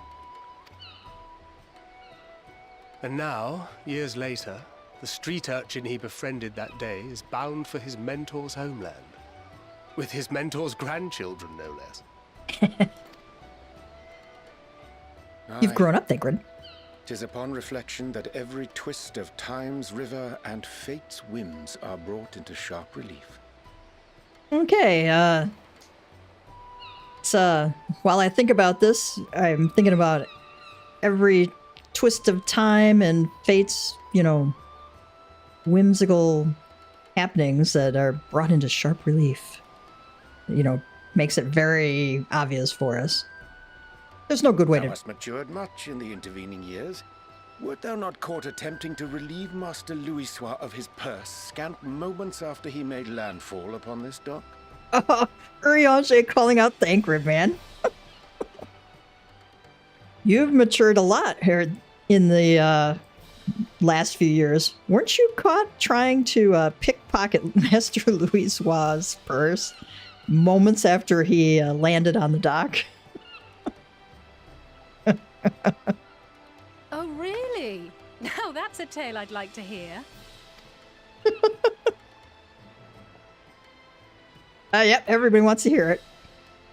Will this be your first visit to Charlian, Sir Estinian?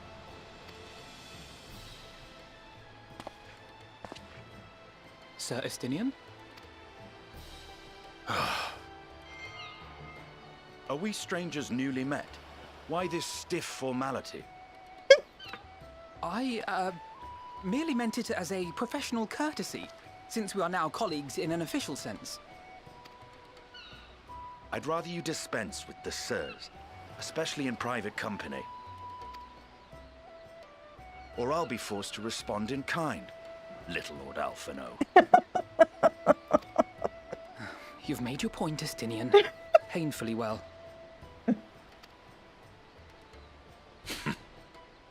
Better.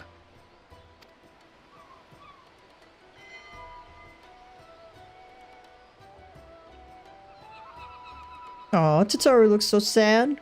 Are you all right, Tataru? You seem positively distraught. Distraught? Me? Don't be silly. I think it's lovely that they get to see their homeland. It's just... We're trying to thwart the schemes of an army hell-bent on destroying the world. And once again, I have to stay behind and worry that this is the last time I'll get to see my friends. You can say, I'll bring them back safe and sound, I promise. No sense worrying about the things we're powerless to change. You know, I'm going to see what that one says.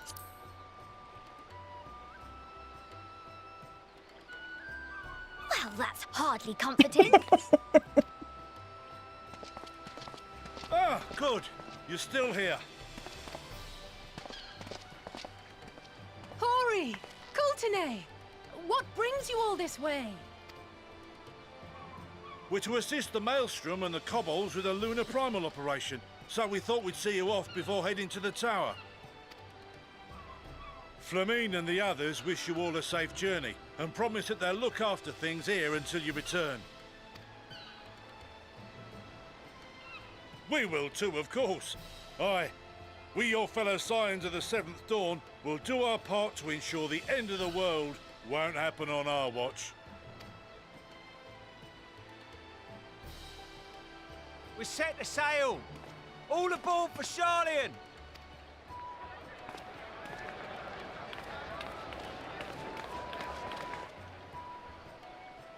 It's time. Yes, it is. Then we must delay no longer. We will contact you the moment we learn aught of value. Wish us luck. Bon voyage. Have a safe journey, and please, please, be careful. That's Bon Voyage.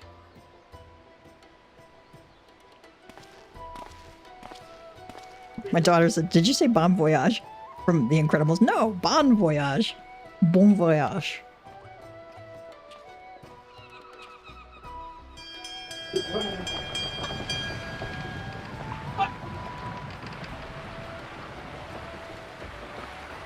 And so you venture forth unto the unknown. A fate beyond the horizon that cannot be divined. A future undefined and in flux. In uncertain times, naught but the simplest words of wisdom will suffice.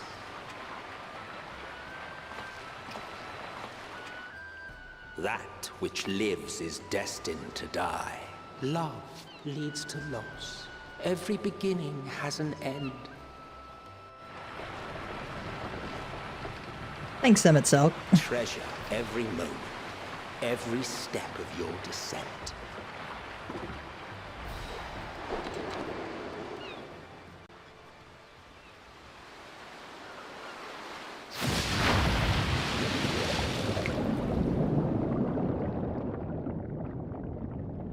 And there, in the depths where souls and stars rest, find your truth.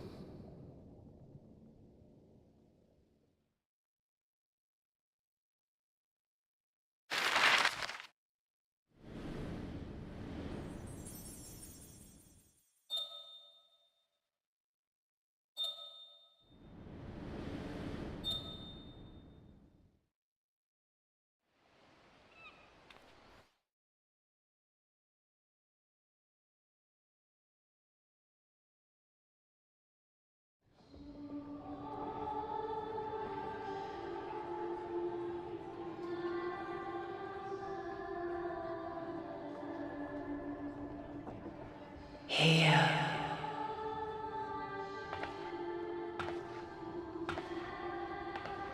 Feel.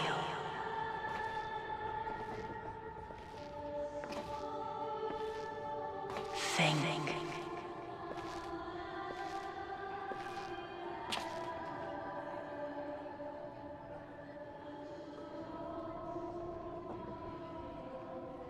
The day has barely dawned, my fellow earlier riser. Though we're hardly alone in that. Envious of those still sleeping soundly, no doubt.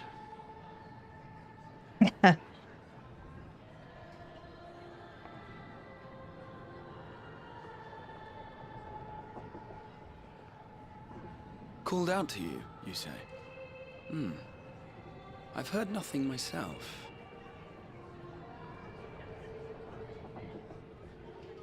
In any case, I dare say the sea air will do you good. Why not join the others on deck? Charlian should be coming into view at any moment.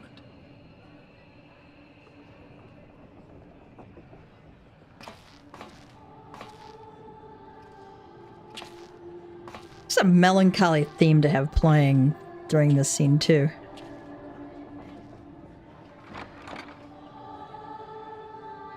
Somebody's laying on the table there.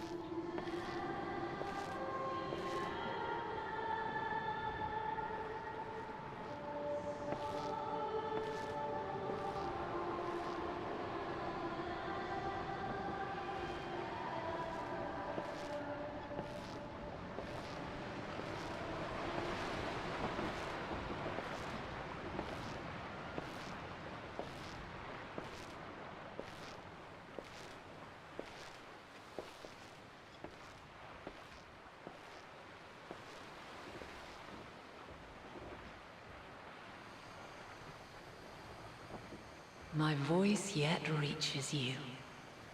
I am glad.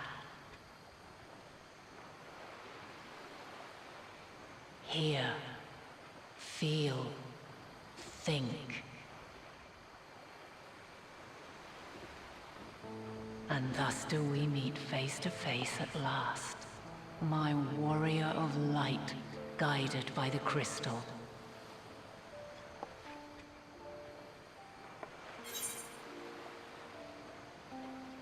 We could say, why now, Heidelin, or I can trust your words no longer. I think he would ask that.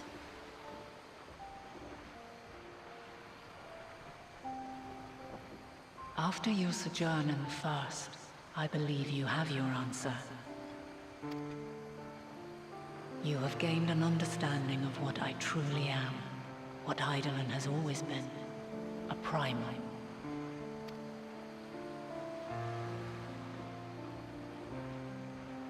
Zodiac was created to forestall the apocalypse which threatened the ancient world, and I was brought forth to bind him. Yet 7 times now, those who would orchestrate a return to that bygone era have rejoined a shard to the god I had sundered. The greater his strength grows, the swifter does mine own diminish. The power to draw your mind into the rift betwixt is no longer mine to wield. Yet though it taxes me sorely, I dare not leave these words unsaid.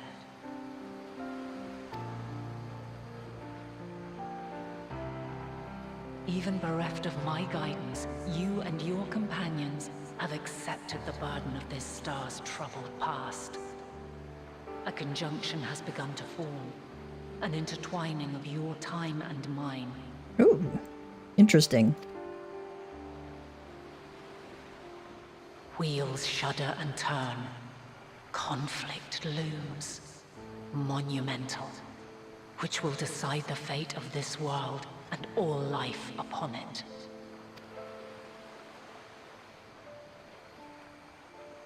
When you truly understand what is at stake, and your journey has prepared you to surmount the insurmountable, then shall I honor the promise made in another time, another age. Cast your peepers to the fore, folks. Charlian's just over yonder. I will not keep you further. Your traveler's heart must yearn to behold this unfamiliar land.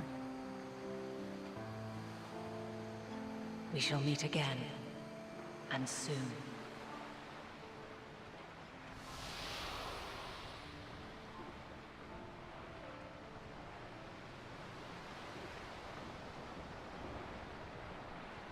Gav looks so surprised there.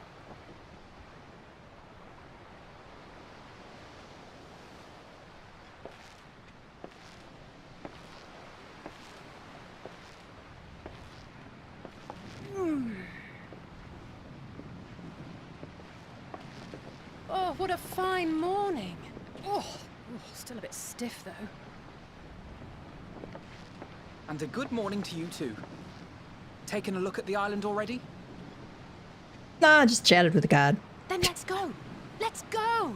Might still be room in the prow if we're lucky.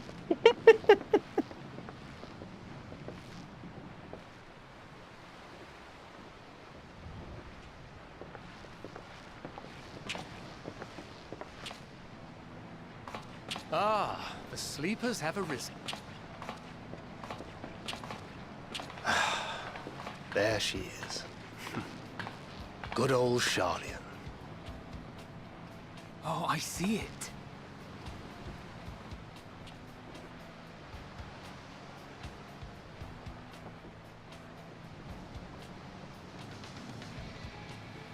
Home.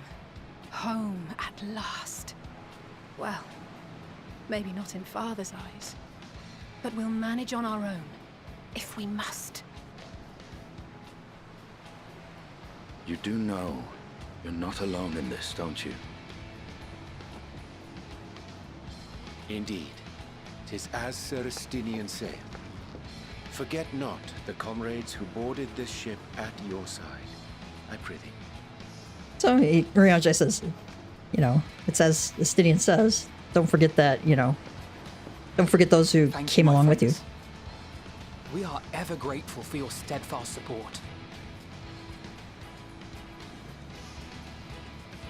Upon arrival, we will be disembarking into the heart of Charlian proper.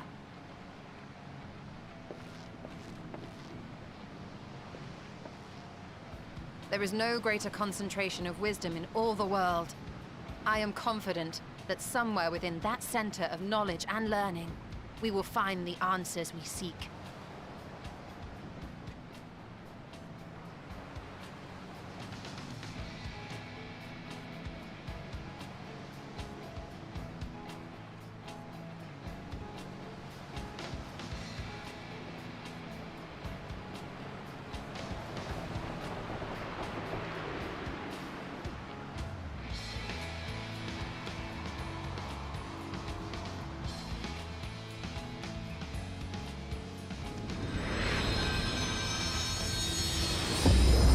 Endwalker has arrived, guys.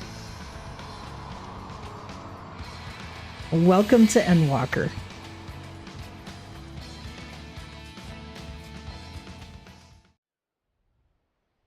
Charlian, the solitary island nation of the northern seas.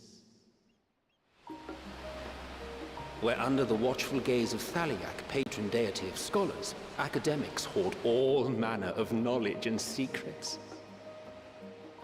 Once, they deigned to accept foreign students into a distant colony maintained in the Dravanian hinterlands. How swiftly they abandoned it once the first Garlean boot set hostile foot on Ala Megan soil. So averse to the prosecution of war, these men of wisdom, your would-be allies.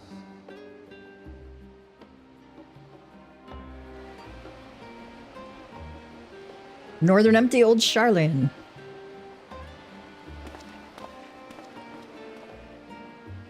I thought they'd never let us off the ship. What's next then? Entry applications? Hopefully they find no cause to deny us.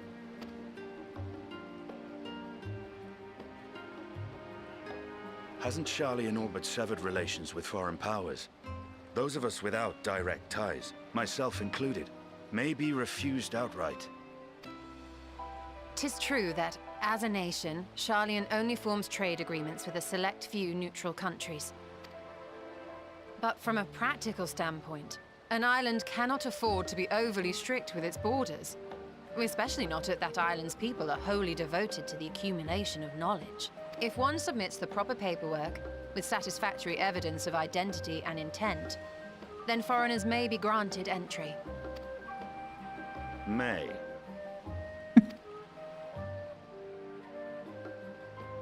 Quite. So let us be absolutely clear on these points before we proceed.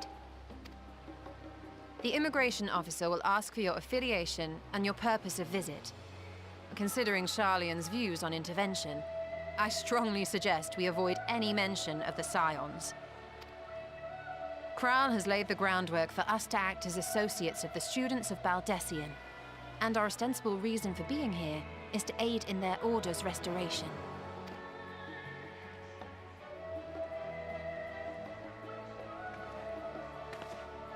Grahatir, it might expedite our progress should an actual student be seen at the head of our little group. Would you mind leading the way? Of course. The immigration offices were this way, as I recall. Shall we?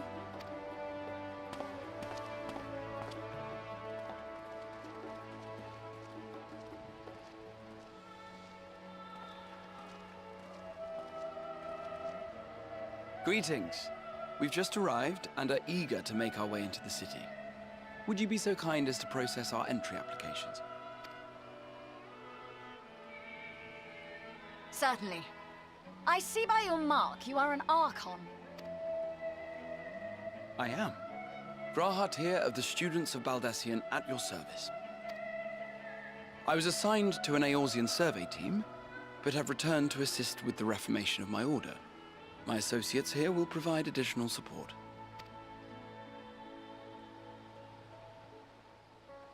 Very good. I have paperwork detailing your group and its scheduled arrival for today. And it seems some few of your companions are also Archons. If you'll step forward, we can process those applications first. Oh, well, Archons get priority, I guess. Ishtola rule.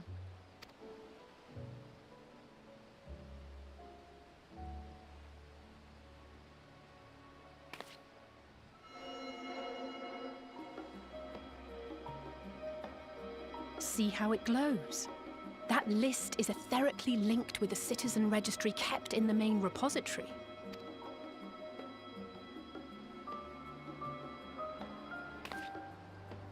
I've confirmed your status as Archons and amended your travel records accordingly. Welcome home. Now, who do we have here?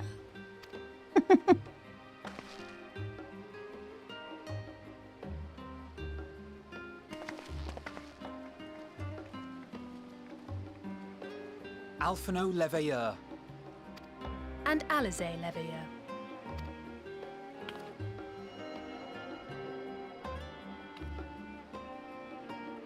Your applications have also been approved.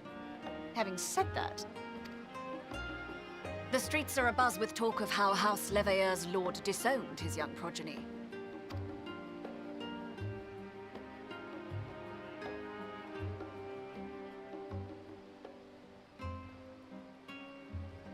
And while such personal circumstances constitute no reason to deny you entry, I urge you to avoid exacerbating your present situation.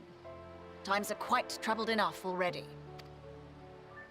Whew. It was a little weird they wouldn't get in. We shall keep that in mind.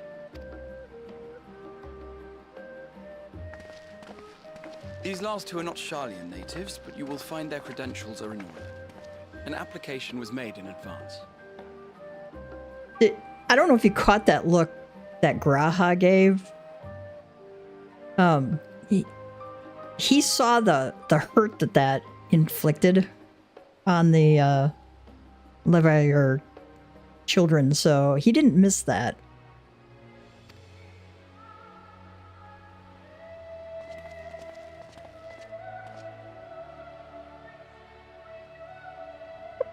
Just looking him up and down. Name and occupation? Graha, or Gavtia, adventurer by trade. Gavtia, artisan. Gavtia, champion of Eorzea. Why not?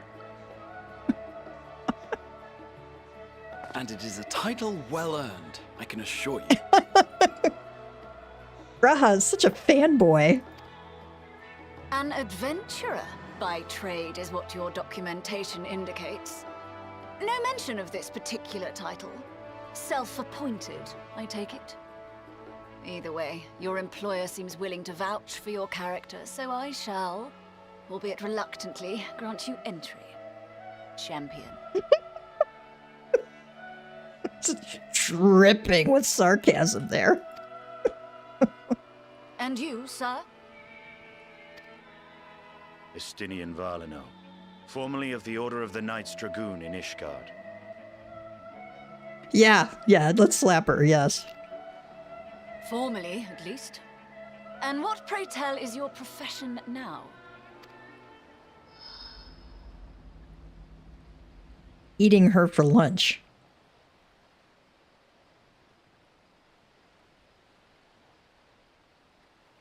Graz going, please, Estinian, don't say something stupid.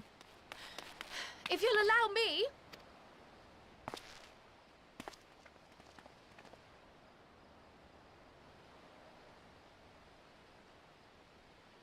My associate is a mercenary, hired for his strength at arms. Surely you are aware of the dangers we often face on our forays into the wilderness. Mistress Baldessian, if you insist on sponsoring his entry, then so be it. But while I appreciate that desperate times call for desperate measures, I find your choice of company concerning. Be advised that even a single misstep may have severe repercussions for your organization. I have every confidence in my chosen company, dear and trusted comrades that they are. But I thank you for your concern. She's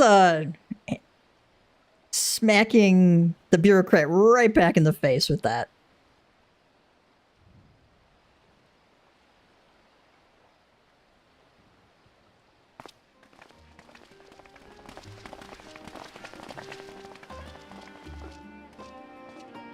Croyle, it is good to see you. Likewise. Long voyage notwithstanding, you will seem none the worse for wear. There is much to discuss, but this is hardly the place. Let's be on our way, shall we?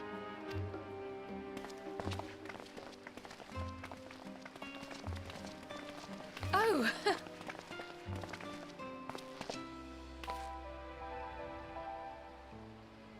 Welcome, friends, to Sharlayan.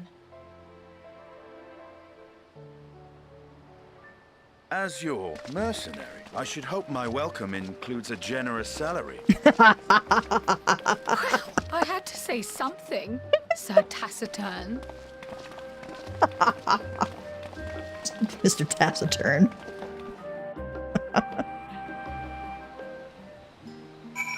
All right. Wonder if I can attune to this Ethernet shard real quick.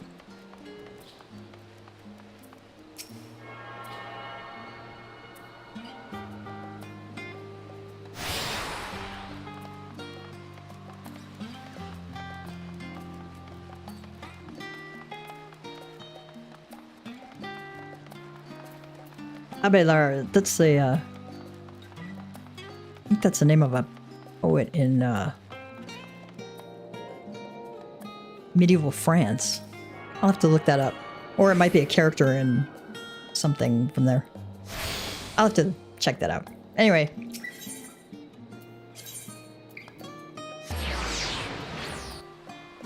I have roles I have to go prepare for our dinner, and we were watching The Empire Strikes Back with family tonight to welcome my daughter home. So I'm going to leave it here for today, and we're going to get to our cat jokes in just a moment.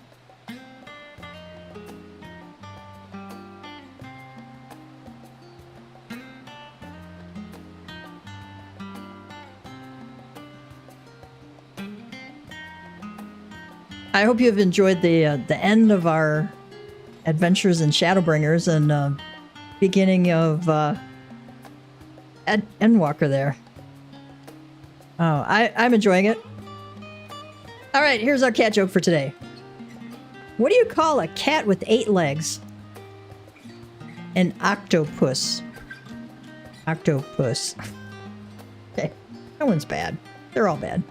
All right, cats, kittens. I put out a recap of the keynote speech.